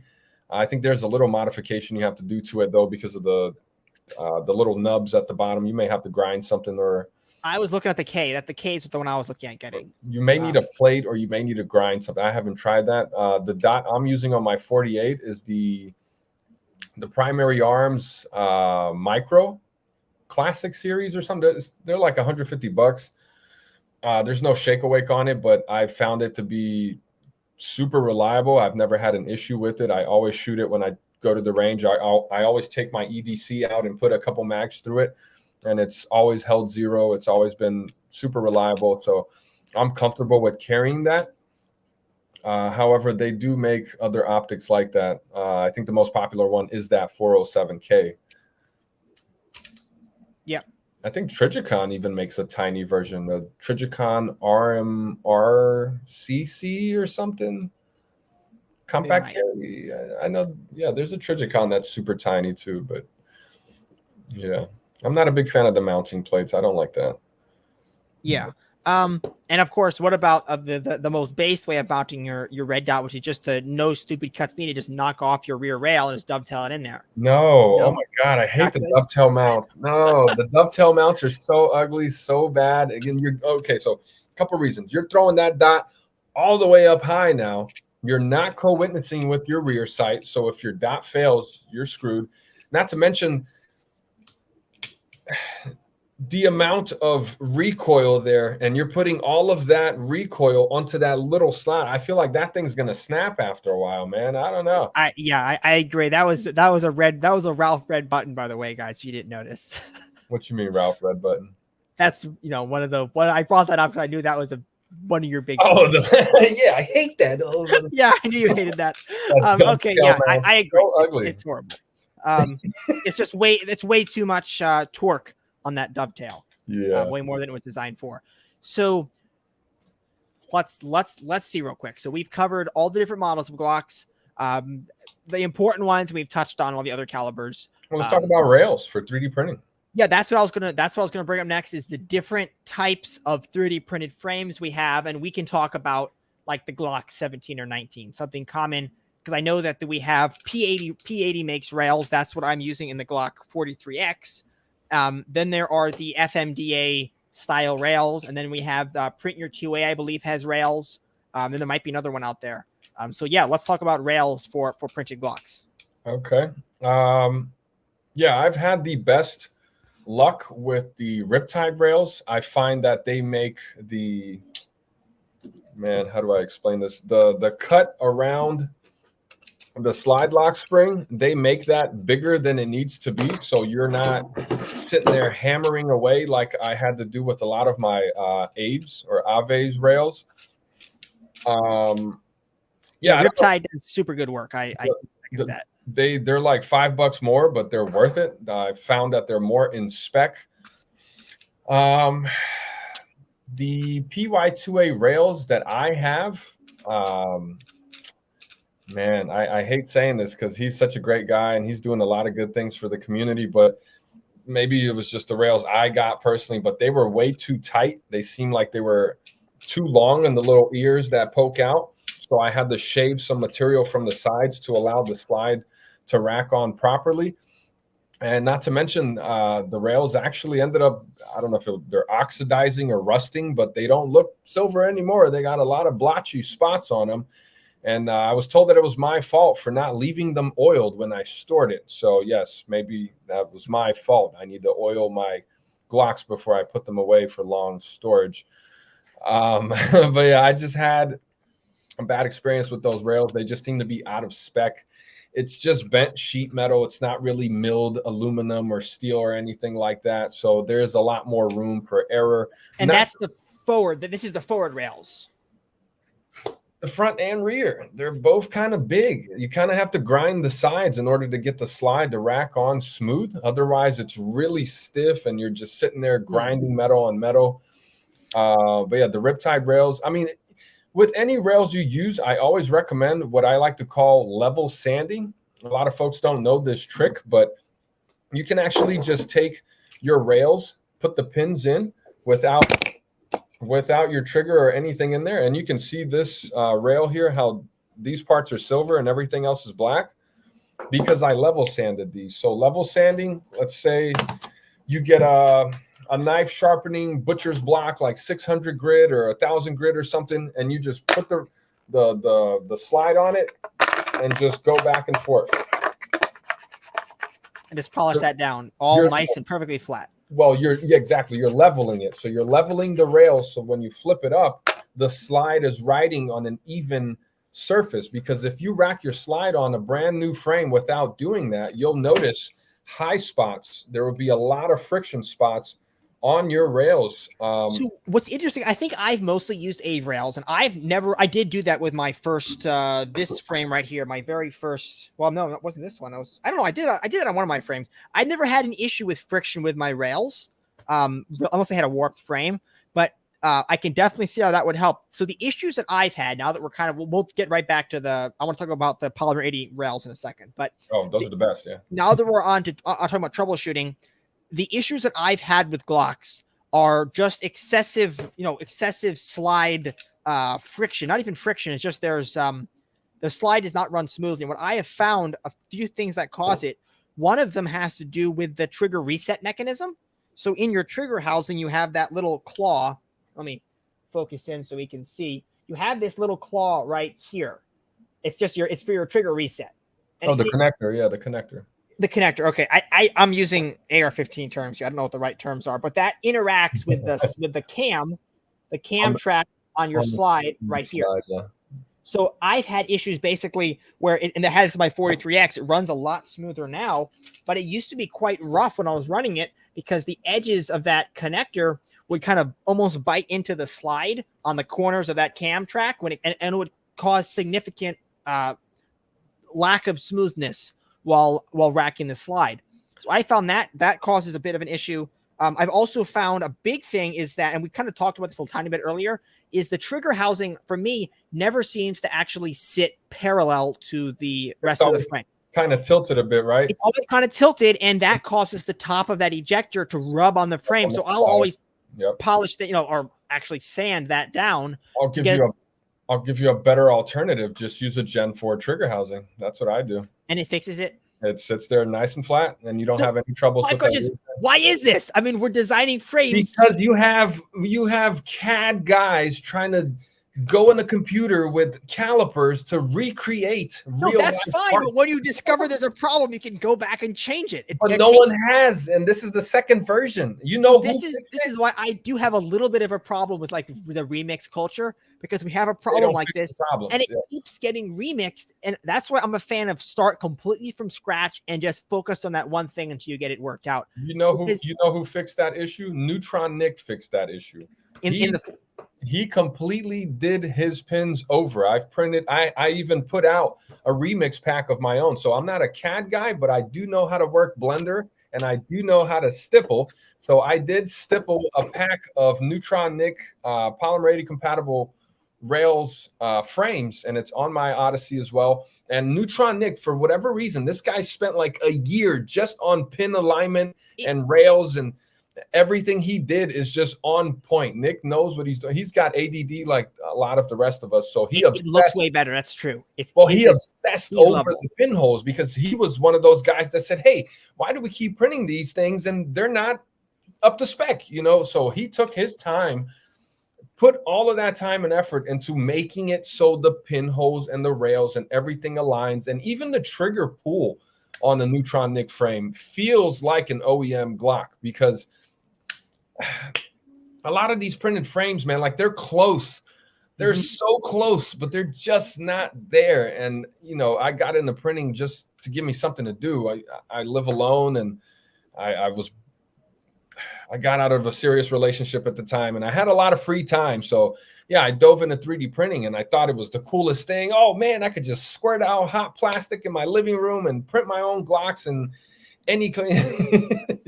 Well, Nick needs to be acknowledged for his work. Yeah, it's true. It's straight. All I had to do, I still had a little bit of friction on top of my ejector there. I just hit it with it was very brief with 600 grit paper, and it smoothed it right out. It wasn't nearly as big of an issue as I've had on other frames, but yeah, that is true.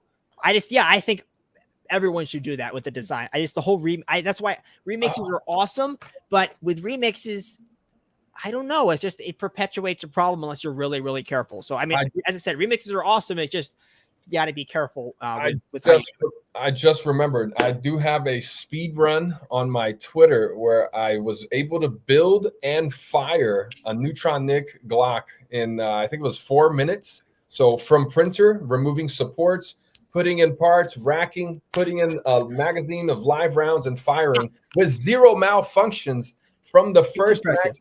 I find it so funny that that's even a thing. Like, well, I made it a thing. I was like, I know. Yeah, it's pretty cool.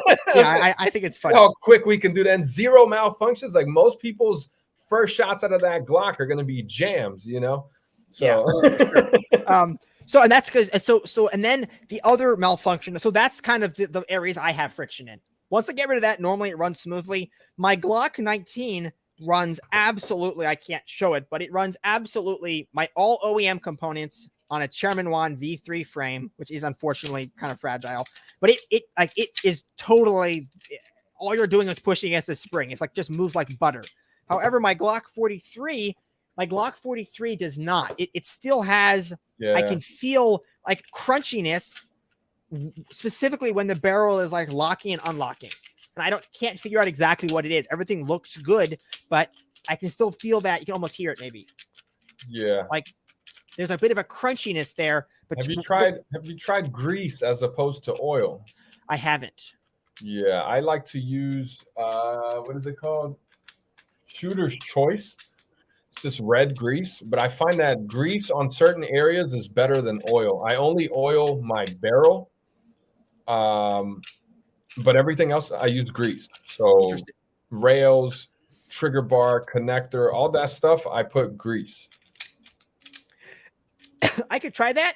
But there's got to be something there, though. I don't know. You can hear the 19. I mean, the 19 just goes into battery.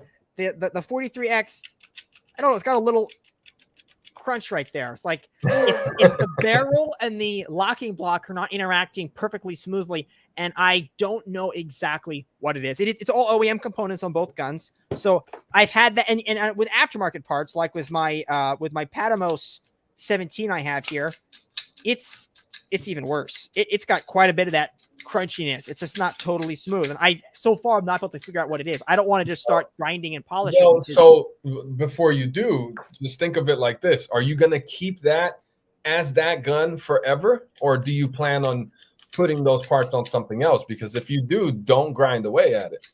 Well, I just want to get it to work. I don't have any plan. These are just random parts I have laying around. I've got like lots. It was already working. Didn't you make a video where it was working fine now? It's working, but it's not buttery smooth. Okay, well, then you just need to shoot it more. Let it break in. Maybe, yeah. Maybe. I hate that term, break in, because I always had this mentality of it should just run from day one. I agree. The whole breaking in thing, you should be able to fit it by hand beforehand and get it to run great. Yeah, make it run before you take it to the range. Yeah, so just assembling it and then having problems and saying, "Oh, what's wrong? Now I got to take it apart." No, just build it right the first time. Yeah, exactly. So I don't know. I still got those little subtleties to figure out there. The last, I guess, thing which I've had issue. I have lots of issues, obviously, but the last thing I want to talk about that's like specific to printed frames is pins walking. So it's not really been an issue with the 19 for some reason. The pins are tight enough, but like on the 43X, let me pop the slide off. The trigger pin. Not the trigger pin, the forward locking block pin on the 43X. So our pin up here, this little guy right there, very, very consistently walks out. My plan is just to go over it with a soldering iron and just melt it shut with a little bit of filament. However, what's like the accepted solution to that? Because they're just friction pins. Like on an AR-15, we have a couple friction pins, but they're not in like a critical area. It's like for the bolt hold open, they're not regularly used. Like your trigger pins are all fully captured on an AR-15. On a Glock, on the other hand, your pins aren't really captured. Like they can move around they can just slide out. It's just friction hold to the middle. So I never really cared for that. So what's the acceptable method for holding those pins in? Other than just melting them shut. I've never had that problem, bro. I'm looking at mine right now. I have a Neutron Nick 43X. And I mean, I guess the pin, like you can push it out with very little resistance, but it's not like falling out by any means. But yeah, if you are concerned about that, I would say, yeah, just take a little soldering iron to the tip and just kind of burn it a little bit. I get, because I have the one that's the worst is a Chairman Juan V2 Glock 17, and it's printed in PLA. And it's the pins are loose on it for whatever reason. It's an old build. And if I remember correctly, you're right. The 17s, for some reason, had that front pin a little bigger, but that was the only model. That's it. Well, on that one, it is. I was just shooting it a couple days ago, and the pins were almost falling out. I just slid them back in, but I need to melt it shut. So, I mean, that's an issue which I've kind of had with Glocks all along, as far as just a design issue, but it's something I've been experiencing as well in practice. So I'm planning on just taking a bit of filament and just like on the KF5, the 3D printed MP5 from Ivan, it has a similar issue with the ejector, the ejector pivot pin. So I just went over that and I just melted it half shut, just filling it in with a soldering iron and some filament. So I'll probably just do that in my Glocks as well. Right on. I mean, yeah, that's a solution. And once again, with Glocks, there is no spec. So depending on your printer, your filament, there's so many variables that goes into this. So it's really hard to try to diagnose one person's problem when you're not having the same problems. Like I have, I don't know, let's just say, for example, 5 different frames. I can use the same slide on all 5 frames and it won't function the same on all the frames. And they could be all the same frames. I can print 5 Chairman Juan Glock frames and the slide will not work the same in all of them. And I can't explain why. The only thing I can think of is the variances or the tolerances and the filament extrusion or something. I don't know, man. It's got to be something to do with extrusion. Maybe you're Yeah. over extruding or under extruding by a little. And well, it's almost as if the PLA maybe got a little warm at some point. The PLA creeped a little because it didn't used to be a problem with this frame. They just kind of loosened up. I just don't like the fact that it's just a friction fit and there's no positive retention. So I don't know. It could be a heat thing. You're right, because yeah, if you leave any sort of print laying out in the sun, It'll soften up. Yeah. for any amount of time, yeah, that thing will get soft. Oh yeah. With PLA. So. And what nylons are you using that are not getting soft? Well, I'm actually been using PET carbon fiber recently. I've seen a lot of people talking about this thing. Is that what that frame is printed in? No, actually. So the Glock 43X is printed in Onx carbon fiber nylon from Mark Forge, which I don't recommend, but it's a super expensive nylon. And I haven't had any issues with heat with it, but I'm not sure exactly what the temperature resistance is like. It's probably decent, but I've been using the PET carbon fiber experimentally, and I have concerns about impact resistance and layer adhesion, but so far it has been super solid. I'm using it because it just stays stiffer in my very humid environment. I just have issues. Nylons, like right now, all my nylons, but earlier in the year, and the humidity was super high, and it was raining all the time, they got so flexible. My Orca groups opened up a lot. Like I went from like an 8 MO8 up to like 16, 20 MO8. Like a couple of the Orcas that got wet really opened up because it is everything flexing. So okay, that's the problem. It's PA6. That's the problem with PA6. But yeah, so the pins walking, I'm probably just gonna go over it and just cover them. I like to just go over and cover it like halfway up. So I don't cover the whole pin. I just cover it halfway up so I can just cut it away with a knife if I need to. Yeah, just in case you want to get back to it. Yeah. Yeah, so we have DLD After Dark in the chat. How's it going, DLD? Let's see. We have lots of the guys in the chat. We have Archie in the chat. Yeah, big shout out Archie, man. He's doing a lot of big things behind the scenes. Archie has been my right-hand man as far as keeping the roast going, because for pretty much every week now, I'm like, I'm not doing the show no more. And Archie's like, no, I'm going to get you some guests. So Archie's really been the man behind the scenes, like pushing the roast to keep going. So if Archie reaches out to you and asks you to be on the roast, he's legit. He's with me. All right. Yeah. Archie's super cool. Like, he's always sending me, if he sees something before anybody else does, and he sends it to me, and I always get like the latest printing news through Archie, basically. So it's pretty cool. He's a cool guy. For sure. So we have Fearless Artwork in the chat as well. I haven't. Also, James Huffman says the Polymaker PA612 has been working really well for him, but it's getting wet is still not perfect. I have a roll of it. I've done a little bit of testing with it, but I don't have enough. I just haven't had a chance to use it enough to really know. It could be a good option. I'm just not sure. I'm really worried about creep. Like the PA12 has serious creep issues, very unfortunately. So, yeah, I don't know. Nylons are a very tricky thing. So, yeah, my experience has been that nylons always print or fit a little tighter. And also, Stavic McStadwood mentions that everyone was piling on him for bringing up PETG carbon fiber months ago. So PETG carbon fiber and the new Bamboo PET carbon fiber are two very different things. So, so the PETG carbon fiber has many of the issues that PETG has. It's has very poor impact resistance. It's pretty weak. The PET carbon fiber, I am was very concerned about those things, but so far in my impact testing and strength testing, actually using it, it has not had any of the issues that PETG has. I don't know exactly chemically why that is, but it's PET is basically polyester, for those who don't know, and the PET is not the same as PETG as far as its properties go. I need to investigate it further. But don't mix it up with PETG carbon fiber, because PETG carbon fiber can be pretty bad. PETG is not a good filament. I'm kind of sitting on the sidelines at the moment, just because when I started doing my experiments with heat and the sun and leaving your Glock in the car, I think it was last summer when I first moved to Texas that I experienced what the actual heat does to a frame and how rubbery that PLA becomes. And that kind of, I want to say, discouraged me, man. It encouraged me to find new alternatives, to find things that can withstand the heat, but it discouraged me from wanting to keep printing, because in my head now, these are all toys. Like, they don't have that durability. That's the problem. with PLA plus, and that's why I'm looking for better filaments. And we've used nylons, but nylons have a lot of issues.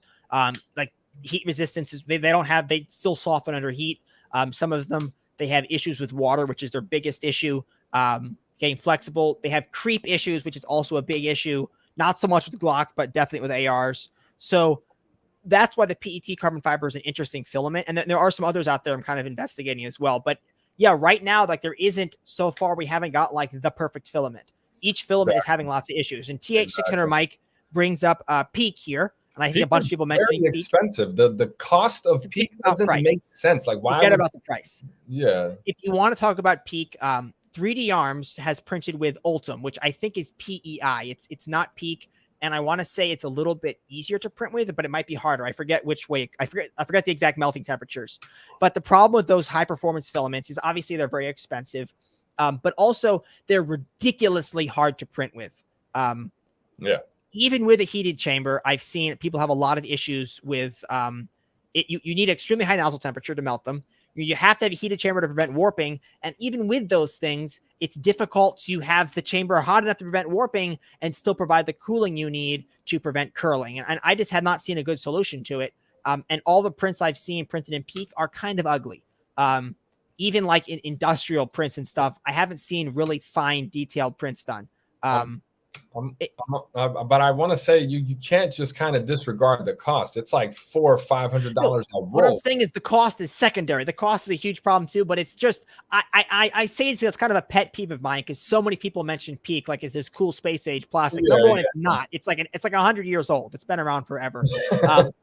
Also, and it's not used a lot for a reason because and it might have issues with impact. Like I tested some samples from 3D Arms and it was a little on the brittle side. Like it's ridiculously strong, like 15,000 PSI. There are some carbon fiber nylons, by the way, which are that strong as well. But, assuming they're dry. But Peak is just, look into it some more. I'm not totally disregarding it. Like if you can print with Peak, that's awesome. I would like to hear more about it. But I have not seen anyone printing with Peak at a level which is remotely acceptable for what we're doing. There's just always lots and lots of issues. So, yeah, and that's why I'm saying I'm kind of sitting on the sidelines right now. Like I was doing, polycarbonate is not. So polycarbonate, I was using a ton of polycarbonate, polycarbonate blends, polycarbonate PBT, the Polymaker, Polymax polycarbonate. Polycarbonate has some interesting properties and it has its place. But the problem with polycarbonate is I have consistently had fractures occur over time with polycarbonate, consistently, across different types, different brands. So polycarbonate is very stiff. It does not creep at all, which is awesome. However, it doesn't have moisture issues like nylon does. Before printing it does, but after printing it doesn't lose stiffness. However, polycarbonate has impact resistance issues. Like the Polymax polycarbonate from Polymaker actually had significantly better impact resistance, which was cool. But under constant stress, it still develops cracks. And I call that constant stress cracking. It's kind of like creep, but for materials which are more brittle. So rather than slowly plastically deforming, it slowly develops fractures. I don't know the exact material science behind that yet because I haven't seen that much about it. Like it's kind of like crazing maybe a little bit. What was the temperature resistance? It's quite good.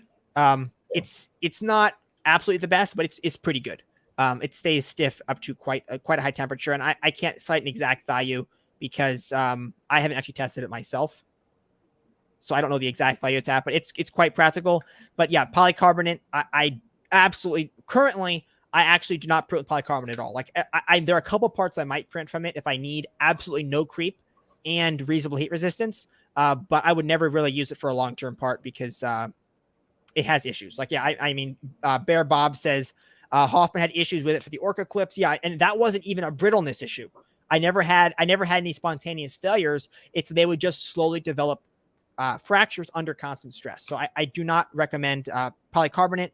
I have actually been using the PET carbon fiber nylon for Orca clips actually in the kits, which I sell, as well as all my own Orcas.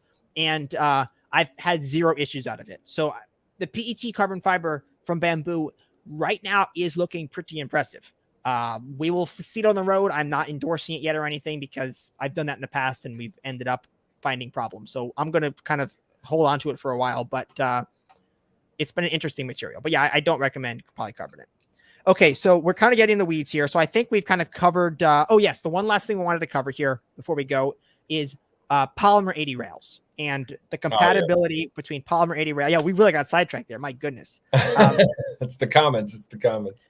Yeah, so I got into the comments. So the Polymer 80 rails versus FMDA type rails, 17.2 type rails, compatibility with different printed frames. Like, what's that all about?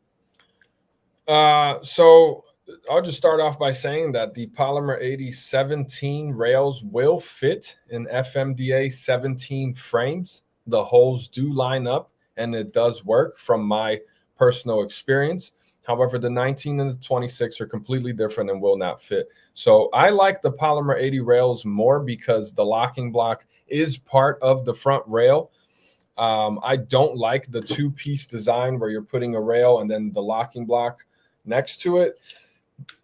I feel like there's more room for error there as opposed to the Polymer 80 rails is just one piece that drops in. However, I will mention that Polymer 80s had quality control issues with their rails for a long time. People were complaining about how bad they were. Even I was complaining, and that's why you see these silver markings here on this black rail. So the black rails are referred to as the nitride coated rails, which are the older ones.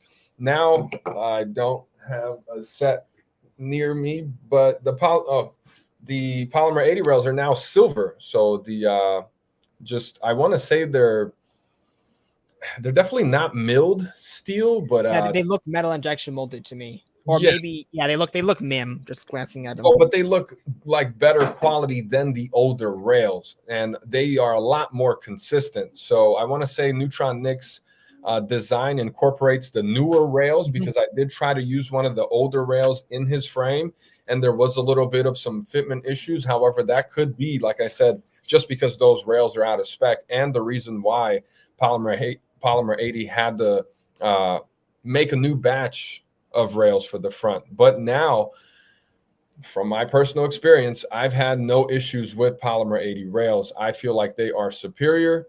They have a tolerance that they stick to. They're not all over the place. And they're machined, with these higher end machines. They're not being made in somebody's garage or something. They have like multi-million-dollar shops where they're pumping these out. The place, it seems to me like it's a kind of a bigger deal is with the 43X, because I'm seeing like all the Neutron Nick's frames are using the Polymer 80 rails. So it's with the 43X, the 43, 48, it seems to be a kind of a bigger deal, because some designers, I think there's other designers as well, are now just going straight to the Polymer 80 rails. I think Chairman even mentioned that he was thinking about just going straight to Polymer 80 rails for his future designs as well. So it seems like he got a lot of backlash for that. Yeah, but it seems like there's definitely interest in going to Polymer 80 rails, and I can see why. I mean, they are better, I think, being integrated into one piece. So Archie mentioned Rook Tactical, and Rook Tactical does something interesting where they make the rear rail a two-piece system. I could have sworn I just had one here with me. Yeah, so Rook Tactical does this thing where the rear rail is actually two pieces that just slide into the frame, as opposed to having that little hook on the bottom. And I think that was done so that you could get that rear pin to line up better, because the rear rail is actually just a piece of metal that's bent in a jig, I want to say. And there is a lot of room for error on there. So if you hold up your rear rail, sometimes you'll notice that the bottom is not perfectly straight. It's kind of tilted. So when you press it into the frame, one side is higher than the other. I found that usually I can just take a pair of, I don't know what they're called, but they're these blue clamps. You just squeeze them and they get tighter and tighter. But they have like rubber on the front. So I'll put one side of it on the bottom of the frame and the other side on the top, and I'll just squeeze it to get the rails to really squeeze in there. And then I'll pound the pin in, and that helps a lot. That helps tremendously. So the issue I have with Polymer 80, the front rails, the issue I have with them is availability. So like the Glock 43X, there was only one company I could find that sold them. I think it was MDX. MDX Arms and Polymer80.com sells them. I don't know. Polymer 80 didn't even have the SKU listed on their website, though. Damn, did they pull it? Maybe they pulled it. So that's what's weird. Like, so the problem with that is the supply chain seems pretty fragile, and when you can find them, they're not that expensive if compared to buying a locking block and a rail. They're like $50 or $60, but they're just hard to find, it seems. I think there are different companies that sell just the rails. And the reason why the community was so upset about it is because they feel like you're giving your money to a big company as opposed to supporting the smaller developers and companies in the community. So they kind of feel like using Polymer 80s is like backstabbing the 3D community, which I think is not. Yeah. So I mean, if it's better, I don't see a problem with it. Right. But the problem that I do see is availability, especially for the 43X. Like, it seems like the other rails are easier to find, but this rail here, MDX, was the only company I could find that had the 43X front rail locking block combo for the Neutron Nick frame. So I do see that as an issue for sure. And also their item numbers, like their 940C and all their different part numbers, are horribly confusing as well. So yeah, so it just goes by size. So 940 is PF 940 is polymer frame 9 and 40 caliber, and then whatever number comes after is the size of the frame. So C is compact, SC is the subcompact, the V2 is the 17, because they did just have the PF 940, which was the original one, the Glock 17 version. So then they made a V2 version, which is pretty much the version you see nowadays. Then they made the 19, the 26, and then the 43. Yeah, which is the PF 9SS, the polymer frame 9 single stack. Yeah. So as long as you can find them, I think they're cool. But availability is definitely something I'd be concerned about for sure.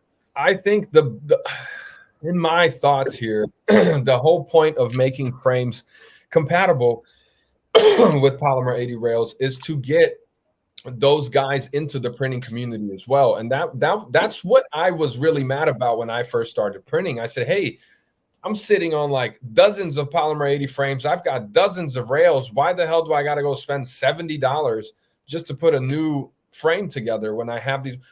But I did. That's a good point. Yeah, that's another good point for people who already have it. I'm sitting on dozens of rails that I no longer use because I took all those frames apart, and I have hundreds of dollars worth of rails and locking blocks just sitting there.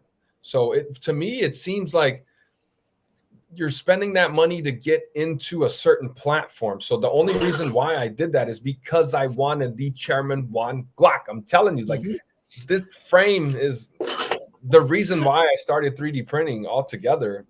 So and then that leads right into the last thing I wanted to talk about, which was the Chairman One V3 frame. So obviously the problem with the V3 frames is the problem, at least that I have, and I've seen other people have, is the material that supports your trigger housing pin is too thin to hold up, and as the slide goes back into battery, it creates a rotational force like this that basically tears the top of the frame off the bottom of the frame. I've had at least 4 or 5 of them crack back there on that rear pin. And I want to say it's because of the way you're gripping it, because it really pushes the back of your palm up into that beaver tail. And I want to say that plus the slide reciprocating causes enough force to crack right there. But I've only had it crack with nylon printed frames. All of my PLA Pro. That's because same here. That's because PLA has really cool layer adhesion, and you could get that with nylon with a higher chamber temp most likely. That's because you're just the glass transition temperature of PLA is a lot closer to your room temperature, so it gets better layer adhesion. But it's I've been thinking about it, and it seems to me like if you could just take a screw and because that seems to be the only weak spot in these. Like other than the trigger guard is also a bit too thin. I think you could put some little ears on it. And I've had this one here cracked as well. It's just glued together. Man, yeah, it's just an overall thin frame. The front dust cover section there is super thin. The front rail, when you try to bang that pin in, sometimes the frame cracks right there as well. Yeah, but that hasn't been a huge issue. It's that I don't know. It's right here is where I've had consistently seen failures. That's the main spot. But the V3 is the epitome of what a Glock should be. It feels absolutely amazing in the hand. It's very minimal in the grip. It just absolutely. That's why I want to get it working. Me too. I've tried so many times, but it always cracks at that rear pin when I print it in carbon fiber. So I've been thinking if we could somehow put somehow have a threaded insert in the rear rail. No, we need to just redesign it. Just tell them to add more material. They're too thin. But then the ergos won't be the same anymore. Because he went over all that trying and I think there was something where he was going to try to taper the magazine well to get more material, but I just think it's too marginal. I'm thinking if you could just put a screw up the grip right here and just tie this all together right here and basically screw directly into the bottom of the rails, it would tie the entire rear rail into your entire grip, and that would be a massive foundation and super strong. See, you just take a machine screw, okay, and then but all you have to do the custom part. I mean, obviously just to make a quick change to the frame, but the custom part would be we need threads in the bottom of that rear rail, and that's not the easiest thing. Hold the whole rear together, So you need to have like to punch that and then add a little insert or possibly swage it and tap it. I'm not sure the best way to do that working with sheet metal. Splitting right at the pin though. Well, no, because what you're going to tie into that rail, and if you tie into the rail, the pin will basically no longer have that much stress on it because you're going to be tying it all together. It'll all be tied together, so there's no way it can come apart really. You're going to be tying that basically. You'll be tying the bottom of the rail and the pin all into the entire grip down here. What if we just put a hose clamp on there? I just don't know where I could fit a hose clamp in is the problem. Like I want to, but it just isn't room for one. Maybe a little hose clamp.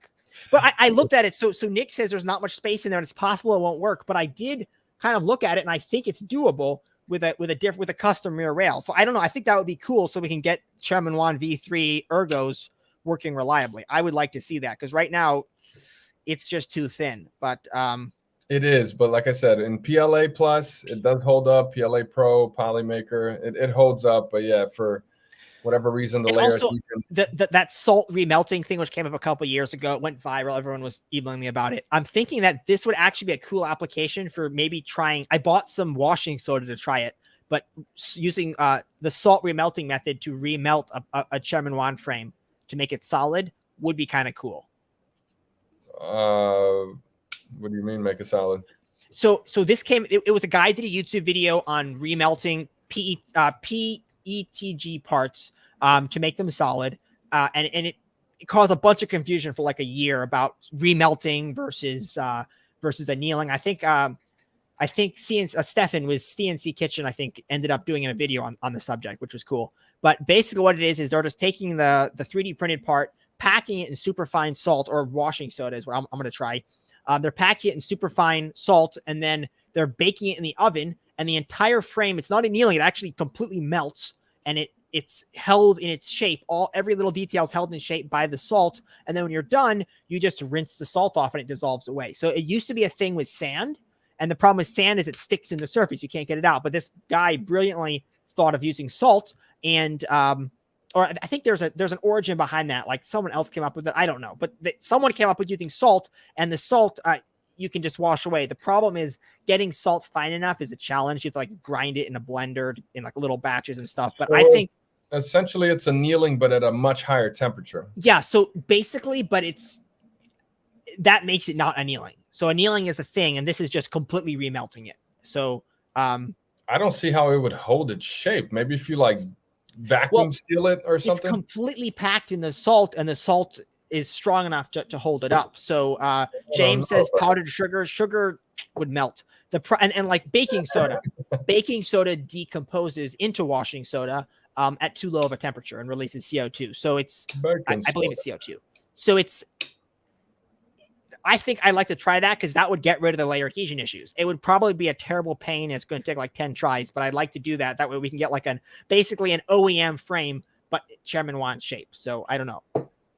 Once again, annealing has been my best result so far. It's actually even better than nylon, carbon fiber, or anything like that. I haven't tried any protopasta. I need to get to doing this protopasta, but it does seem quite interesting. The annealed PLA for sure. Yeah, man. I think that's kind of what had me popping for a little bit. A lot of people were interested in the annealing thing. And I think everyone just kind of steered away when they realized that it was experimental and that you have to actually play with the not the offset. I was gonna say the size of the X and Y. What do you call that again? The scaling. The scaling. You have to play with the scaling of your and it's the same thing with nylons. So nylons, when you anneal them, they increase temperature resistance, and it also, in some cases, greatly reduces the creep. So annealing nylon is a big deal, which I basically do with all my nylon prints. And that's another thing. So annealing it is very beneficial in some cases. So with PLA, it really helps with temperature resistance, and with nylon, it really helps with your creep issues. Layer adhesion, maybe. I have not found it to help with layer adhesion in any application. It doesn't actually remelt anything. It's just changing the it's changing the plastic from amorphous to crystalline, and that's something that's internal to the plastic molecule. So it's not changing anything on a large scale. Yeah, and the scaling is not much at all. If I remember correctly, it might have been like 101 or 100 point. Warping has been a bigger issue for me with PLA. Yeah. When annealing it is the problem. And distortion. That's been the bigger issues. I've had several frames that when you pull it out, they look all wobbly and no longer straight. So yeah, it is hard to keep it in that shape. So I think how tight you pack it really matters. I found that keeping the internals in the frame as well as the magazine does help a lot as well. That's interesting. To maintain the shape. So make sure you put your rails and everything else in there, but then you're going to have to disassemble it to wash out all the sand from inside your frame. But that's what I found to work for me. And I have, I think, a good 3 or 4 annealed Glocks that function perfectly. They're heat resistant. Haven't had any malfunctions out of them. So it works. It just took me a long time to get there. Probably 1 roll of proto pasta to get 1 good frame. So, I mean, they're $30 a roll. So you're essentially paying $30 for a little science experiment, and you may get a forever Glock out of it. So for me, it was worth it. For me, it was definitely worth it. Yeah, I need to look into that further, because I was really impressed by your testing. I'm sorry. I do also have to mention warm colors anneal better. So yellow, gold, orange, cool colors like blue, green, black, all those colors warp really easily. I can't tell you why. That's just been my experience with it. The gold flake dust proto pasta, this has been the easiest to anneal. I don't think it lost any shape or deformation of any sort. The yellow did warp a little bit. I do have a little sagging here on the back. You can see how, I don't know if you can see, but I see that. You can see a little more of the rail at that farther back, but it still functions fine. It's just that the tail kind of dipped a little bit. Otherwise, yeah, it's completely straight and it does function. So it's a science experiment, man. If you got a weekend, just print out a couple halves. So I usually print rails down and I just print it till like right here on the grip. So that way you're not wasting filament. But yeah, it's definitely worth it if you want a Glock that you can actually trust with your life that's not going to melt. Yeah, we have some good descriptions here from TH600 Mike of why the darker colors are causing more warping. So that makes sense. That makes sense. Yeah. So I'm just going to go ahead. I have a few starred comments in here. I'm not going over every comment because it takes so much time. We've done that in the past. I've kind of pulled out ones. I hope I didn't miss anyone's big comments. I mostly let people chat in the chat, kind of between themselves. But I've pulled out a few, and I'll address a lot of things I saw. So Mason mentioned it's Chairman One of his own website. He does actually, chairman1.com. He's also at his own Odyssey page, all of that. He is on the catalog too. Yeah. And then we had a guy in here from the UK who couldn't access files. I guess the UK blocks files from downloading. I'm not even sure how that works, but I didn't know that. I didn't realize. I think it's something to do with the IP address. Yeah, they don't let you open certain websites. That sounds legit. I think you can't even open those files in Brazil, if I'm not mistaken. Oh, really? Oh, wow. That's interesting. It's interesting. I would think that there'd be websites you could go to. I don't know. I just don't know much about If it. you got like a VPN and you're rerouting shit, yeah, I'm sure you could figure it out. Archie mentions about using Polymer 80 rails on FMD. We talked about this. Yeah, I mentioned that earlier. Yeah. So I wanted to make sure we did go over. I saw that we wanted to make sure we covered that, which we did. Let's see. This guy likes the 42. It's smaller than the 43. Is it smaller? It's by very. That's why I said they're both different. The parts are not interchangeable, but I just don't like tiny guns. I like to have a full grip of fingers around that grip. I don't like the idea of having fingers dangling off the bottom. That's why I always put magazine extensions on everything. Yep. Yeah, I agree. 34 is greater than all. I agree. All right. So we had some discussions earlier about the advantage arm conversion kits, and there was a lot of lack of love in the comment section. So that is because of the ammo. They're really picky with ammo. You have to use higher power ammo to get that slide to reciprocate properly. If you're just using like standard 22, yeah, you're probably going to get stovepipe after jam after jam. Yeah. That's because it's a heavy. That slide's too heavy.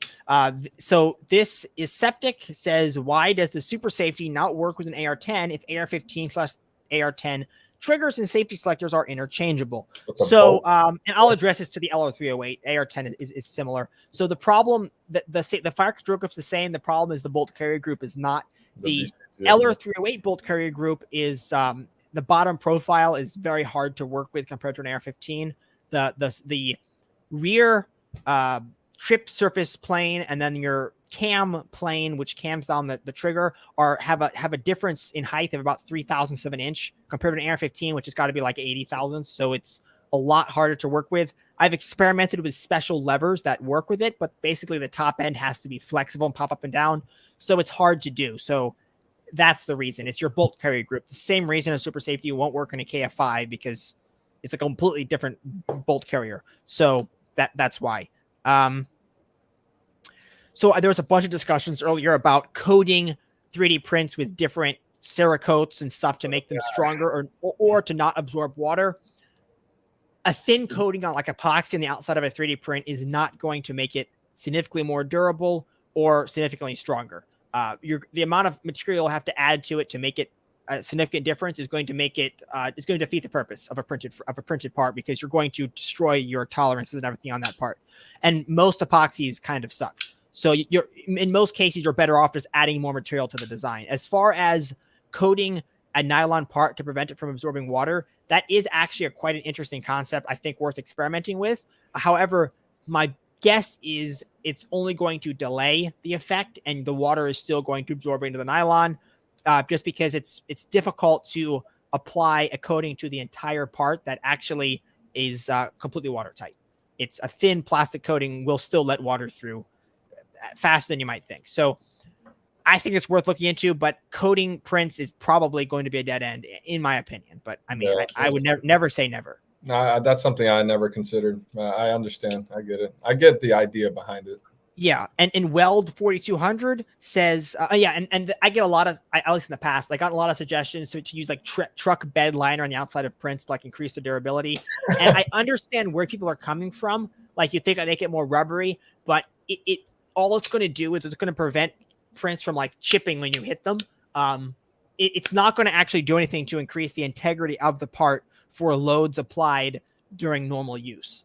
Like a buffer tube on an AR-15. It's going to do nothing to increase the strength there because the rubber coating has almost no integrity itself, and it also adds thickness to the outside, makes your part ugly and no longer meet the proper specifications. So I just don't think that there's that much potential there. But here, Weld 4200 said, I have pics of my peak prints and he will show me. So yeah, Tim at HoffmanTactical.com. I'm always glad to see new developments and people's print. So you can also tag me on Twitter or something. So I'd be glad to look at those for sure. Always interested. Yeah, definitely tag them on Twitter. I want to see those. Yeah, the peak prints, and let us know how you printed them. So, and I think there was something here. Oh yeah, this is a long TH600 Mike was back. This is in the whole discussion about coating prints with Cerakote to like make them more heat resistant. And I'm very skeptical. I know that Proto Firearms, who was the first one to do a 3D printed AR upper, he coats the inside of his handguards with Cerakote, and he finds it to help the handguard maintain its stiffness for longer. That's probably because of the heat is reflecting off the Cerakote. I don't think that if you're trying to protect your print from, let's say, a hot car, I don't think coating is going to help, because it'll once again just delay things a little bit at best case. It's still, the heat will still transfer and your part will still become soft. We're going to go through. Great question there from Marius Wegman.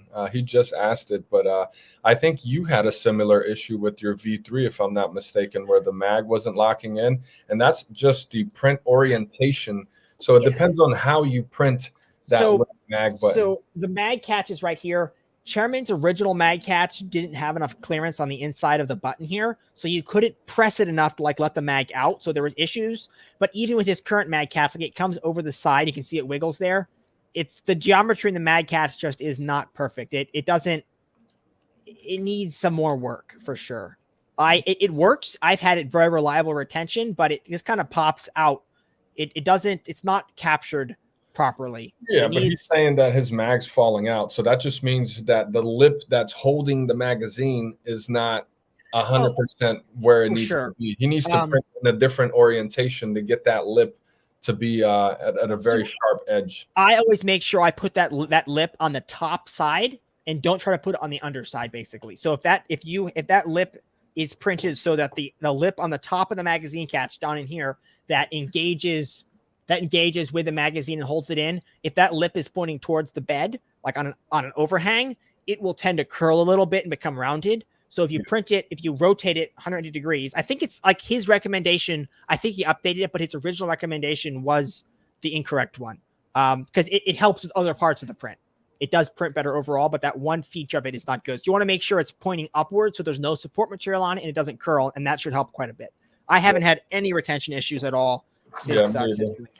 Yeah, me either. My V3s have all gone together great, with the exception of, like I said, that front pin a couple times was just a little too tight, and when I pounded it through, it cracked the frame on the other side.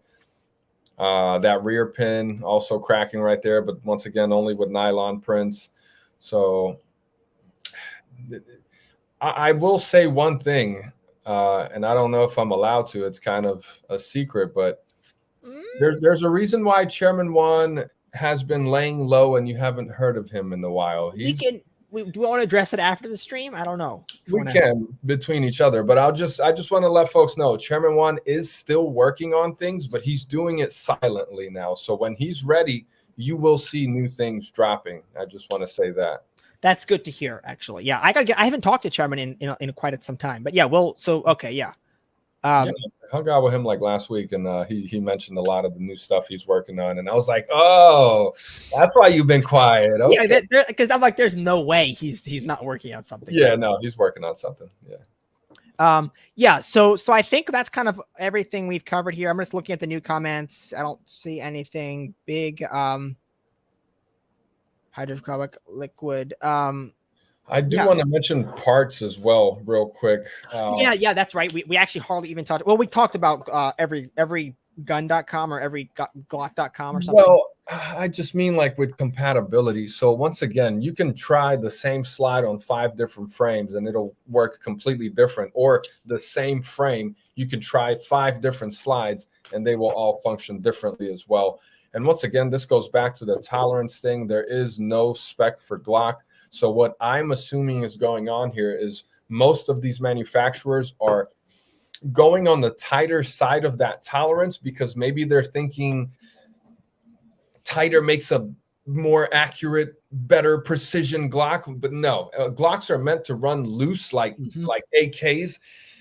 If you've ever seen an AK run in slow motion, the whole thing is flopping around. An AK is very loose for a reason because it runs. It's meant to be flawless. And the same thing with the Glock. You know, there's a lot of slop. ARs are flawless too. There's a lot of slop on the slide. If you grab, you know, your Glock with the slide here, you should be able to push up and down and it'll rock. It should rock side to side. And what a lot of these companies are doing is they're making their parts too tight on the tolerance. and it's just binding up. It's causing a lot of friction, and it's making it so you have to break things in. And once again, I'm not a believer in breaking things in. I think the moment you take it to the range, it should run kind of like a car. I guess you could think of it. If you just built a new car, sure, you don't want to dog it for the 500 for the first 500 miles, but at the same time, you're not expecting this car to break down on the first trip. So you're expecting that thing to get you to where you need to go and back reliably. And that's the name of the game here, reliability. If you've got a pretty Glock that doesn't function, it's a piece of crap. You're never going to want to shoot it because it jams all the time. So I try to stay away from parts like, I hate naming brands, man. This is going to bite me in the ass later, but parts like Rock Slide USA, I would stay away from. I would stay away from KM Tactical I think it's KM Tactical, Patmo's Arms, like anything along those lines. I would stay away from, just from my personal experience. I would say slides like Strike Industries, Marconi Armory, Leo Precision, OEM Glock. Like I've had zero issues with those slides. I'm going all OEM myself. Like that's kind of been my philosophy more recently. Well, I had to branch away from that because for the longest time, people were saying, why are you building all these OEM Glocks on Polymer 80s? Why don't you just buy real Glocks? And I was like, well, because I want the pleasure of building it to know that I made it. No, and it's printed. Makes it, well, you're talking about Polymer 80, yeah. They kind of have a point. Well, this is when I first got into it, but now, yes, I've strayed into aftermarket. So now I'm trying different triggers, different barrels and slides, and I'm trying to. Okay, triggers. I would say your best. I don't understand triggers because, like, on an AR-15, I understand how the trigger works. I understand how you can make things smoother, more precise. But on a Glock, I just don't see how you can make that trigger better. Like nothing you can do. The only thing you can do to make your stock Glock trigger better is changing the connector. Even an aftermarket trigger. I mean, let's say you go all aftermarket. I don't understand how they can make it bigger because they're still pushing a sheet metal bar through a plastic mushy frame. Like, how can they? And they do make it better. I don't know how they do it. It's like black. You remember the Timney, right? Isn't that trigger on point? Weren't you hitting every single?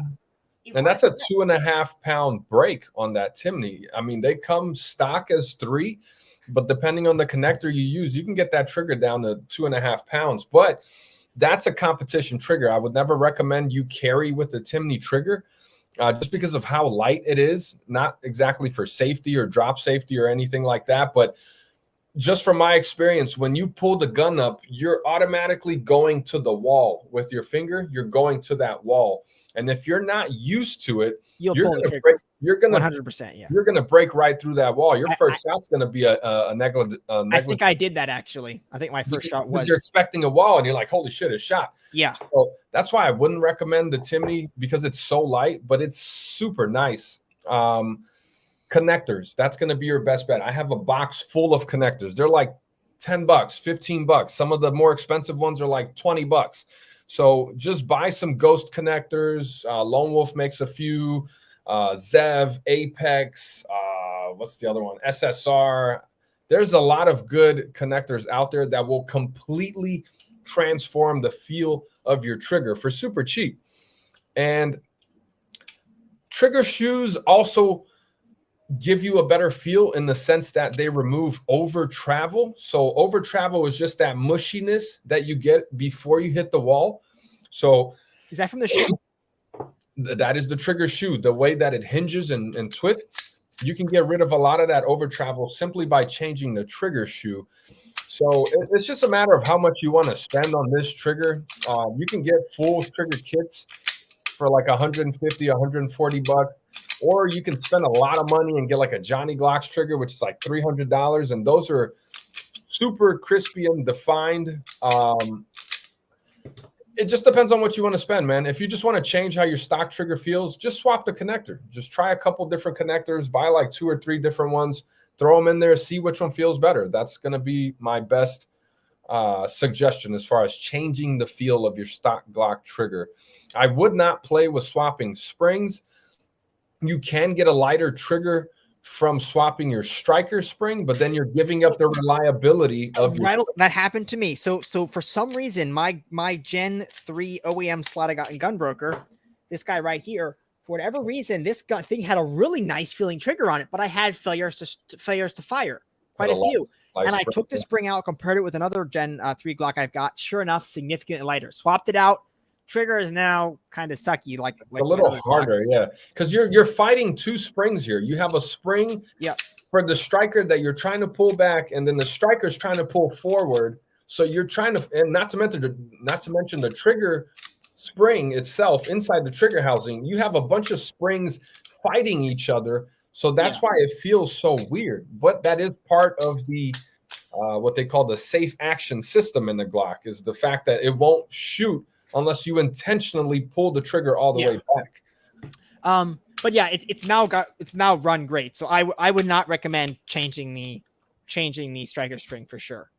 Wow, this guy Bad Fish said he prefers a $12 Zev connector over a Timney trigger. I do not believe. I personally would never. I mean, I have a Zev trigger. It's the Zev Fulcrum, and it feels so good. It's a crispy 4-pound break. There's no mush. You just get to that wall. I made a video about this earlier. You can go on my YouTube channel, 3DMRG. I show you how that Zev trigger is. I mean, it's just wall and break. There's no mush. There's no sogginess. It's just super crispy.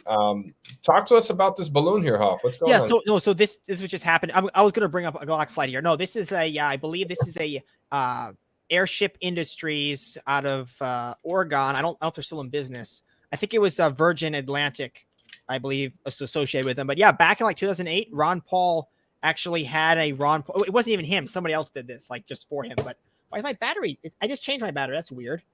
But yeah, anyway, it's a cool little blimp, which was way cool. Yeah, I didn't realize that was a thing. But anyway, moving on, I wanted to show you something. So is that supposed to be like Love Revolution? I'm not sure exactly.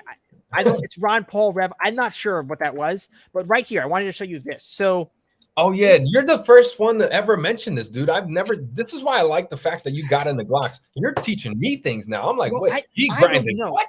This was an aggravating thing, but basically, what it was I was having an issue. She'll be able to come out of here, and I was having an issue where you can see it right here. Basically, I was having, I still have it a couple times. I think I'm still having it to some degree. I would have an issue where the brass would get caught right here. And I was having issues where it actually would never eject. Like it would come back and the brass would get fed right back into the chamber. Pulling it out, just dry, pulling an empty piece of brass out, it would get caught in that little groove. And I can bring up the picture of that right here. Failure to extract, yeah. It was that they have this little groove here. I guess the theory behind the groove, the reason they added this is it's supposed to be right at the, oh, you can't see my cursor for some reason. I don't know why, but I don't know why it's not showing cursor. Anyway, right at the bottom of the shell casing here, you can see where the groove, where it's sitting in that groove on the right-hand side of that groove, that's supposed to be like a ramp. And as the shell comes out of the groove, that it rides up that ramp and it kind of, basically, I think it's supposed to hold the shell on the breech face until it actually hits the ejector pin and then it gets flipped out. So it doesn't like kind of, so it doesn't fall off halfway and then have a stovepipe or something. I think that's the idea. I've never noticed that, dude. Well, everything I read and I heard from people on Twitter was Glock quietly added this little improvement to the Glock 43. And basically, I think the Glock 48, 43, 43X, I think they added to all of them. They quietly added it to fix the brass to face issue, which supposedly they were having. So the newer ones all have this. And the problem with my slide, you can see quite clearly in this photograph, is that there is no ramp here. I mean, it almost, what you can't quite see it here, but it almost goes straight up. So what I did was I just took a little tiny needle file and let me see. Yeah, you can see it here. I mean, there was, no, this is after I cut it, I think. But I basically went in here and right there. Because this is weird, but there we go. Okay, I see what you mean. I cut the whole edge off of it, and what that did is it basically created that ramp, which was supposed to be there. The photographs, which I saw on people sent me on Twitter, had this already cut. So it seems to me like my OEM Glock slide was defective. Wow. Like that cut did not have an angle on it. And even now I'm still having this issue a couple times. Okay. So I went ahead and I think I'm going to go ahead and cut it some more. And yeah, James, I changed my battery, but I must have had a dead battery I grabbed instead of a full one. Oh, well. I need to get I haven't got the card yet, but I need to get that one. makes me want to go check my 48, man. I didn't even think about that. Yeah, you should look at it and see what it looks like. And I've had no issues with it, though. It's been flawless. Well, because I'm getting there, you can see it right there. That's what it looked like originally. And you can see that sharp edge there that the brass was catching on. Yeah. And good sign, man. That's right there. You can really see it right there. So I'm guessing yours is like the other ones I saw. It's done properly, and it already has this little cut on it. So mine was just defective, I guess, because it was the weirdest thing. I could not figure it out until I saw a little cut there. I was like, what? I've never seen that in the Glock before. But yeah, so strange. But yeah, that was interesting, I thought. I just wanted to bring something else up because I saw Savinity here comment. He said stainless firing pin over OE. I will disagree with that because I used to think the same thing, but those stainless firing pins don't work on every build. Once again, you can try the same parts on different frames and they will function completely different. It could be Polymer 80, OEM, whatever it is, you're going to get a different feeling trigger, different rack. Glocks, there's no spec. So once again, it's a person taking calipers trying to recreate an OEM Glock. So my suggestion here, if you can make us big real quick. Let me see. You need to check your Sear engagement. Sear engagement is when you look inside of your back plate to see how much of that Sear here. So this is the Sear, the back of this little trigger shoe here. Yeah, right here. This is your Sear. So this is what's catching your striker. And when you have the whole thing put together, you can see through your back plate, but you can't see 100%. So what you can do is if you have extra of these little plastic back plates, is just chop that bottom off. So essentially you're just cutting the little tabs right there to make it so now you don't have all of this in the way. You can literally, yeah, you're just taking, I really like these end nip trimmers. They work great for a lot of things. But yeah, you're just taking them right here and just clipping that. And now you have yourself an armorer's backplate where you can check your Sear engagement. And Sear engagement should be 100%. That means, I wish there was a way to picture this, but it's really hard to show this on camera. But that means the striker is 100% touching that back of that trigger bar. It's not right here. It's not down here. And down here would be considered poor Sear engagement. This is when sometimes on the reset, you'll get a fire or a burst is because you have poor Sear engagement. So you're just slipping off of that striker randomly. It's sporadic.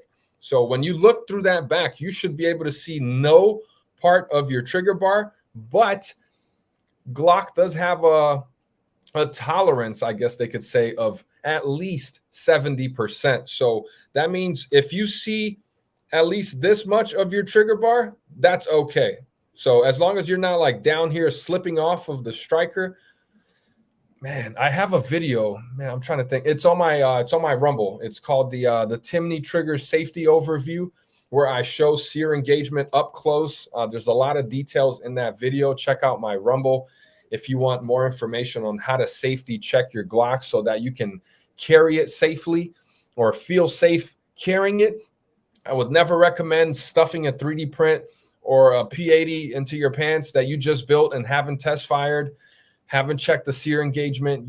Safety is paramount here. When you're building guns, it's your responsibility to make sure that it's going to do what it's supposed to do when it's supposed to do, not fire on its own or throw a burst of 5 rounds when you pull the trigger once. You know, so Sear engagement is the most important thing, I think, next to rails being even. So I think level sanding the rails, or lapping as they were saying it, is also another really important thing. And chop up the safety plunger. Got it. File that part. Good.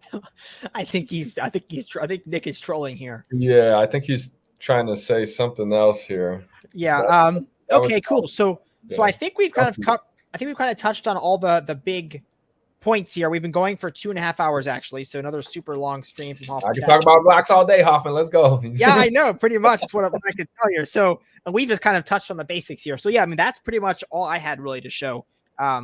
Stabby said 30%. 30% is very unsafe. 30% is how much is okay to not be engaged. You need 70%. I've seen the Glock Armor's book where it shows pictures about this. And yeah, 100% is ideal. And which is why, once again, check out my Odyssey. I have a ton of videos showing Gen 5 triggers being used in Gen 3s. And that is because that sear engagement is on point. When you're throwing a Gen 5 slide with a Gen 5 trigger on any frame, I say any frame, from my experience, any frame, you get 100% sear engagement. You don't see any of that trigger bar. I don't know if it's the housing, the bar, the striker, whatever they did, they made it so you get 100% sear engagement with the Gen 5s, and which is why I keep recommending use Gen 5 triggers in your builds, guys. It works. You just have to clip the little bottom of the housing. The rear pin's going to go in easier. You're going to have a nicer feeling trigger, nicer reset, better sear engagement. Just better overall trigger. Yep. Gen 5. Interesting. So I've got to interesting. Okay, so I think we've covered all the basics I wanted to touch on. So I think that's really about it. We've scanned through the comments. So at this point, guys, we'll probably let you go. I appreciate everybody who watched. Ralph, I don't know if you want to let everybody know where they can find you or not, but if you do, you're welcome to kind of do a little sign off here. We still have like 100 people watching, actually, which is impressive. We've had really steady viewership today. So hell yeah. Yeah, you can find me on Twitter. I'm always on Twitter at P80 Ralph. You can find me on Rumble, P80 Ralph. You can find me on Odyssey, P80 Ralph. And I recently started a YouTube channel. It's called the 3D Media Research Group, or 3D MRG. I have 3 videos on there, I think. And that's kind of my format going forward. I kind of want that. I don't know. I kind of want to have my own style, but I feel like your style is always going to be little pieces of somebody else's styles that inspired you. So, of course, you may see some of the stuff in my video and be like, oh, he's copying so-and-so. Imitation is the most sincere form of flattery, I think is what they say. Yes, they do. But yeah, Odyssey, Twitter, Instagram, Rumble, YouTube, P80 Ralph on all that, except YouTube is 3DMRG. Cool. Yeah, follow me, ask me questions. Don't be a fed in my DMs asking to buy Glock. I won't. Don't be that guy. I'll just screenshot it and post it on Twitter and let people make fun of you. Yeah. All right. So yeah, it's been a great stream, guys. Thank you so much for coming on, Ralph. I very much appreciate your knowledge here. I think you've basically answered all of our questions, and I can tell we could continue all night until the sun comes up, and we still probably have more. So it's been a good stream. I probably want to do a more consolidated video on this subject. Maybe we'll do a collab on that in the next couple of months. We will see how that works out. But I think this is Glocks, or something I want to get into more, kind of handguns in general. So I'm trying to learn more about it, and this has been very, very helpful. So very much appreciate everybody who's watched. Your support is very much appreciated, and hope you guys got something out of it. So with that, thank you so much for watching, and I will catch you again sometime soon.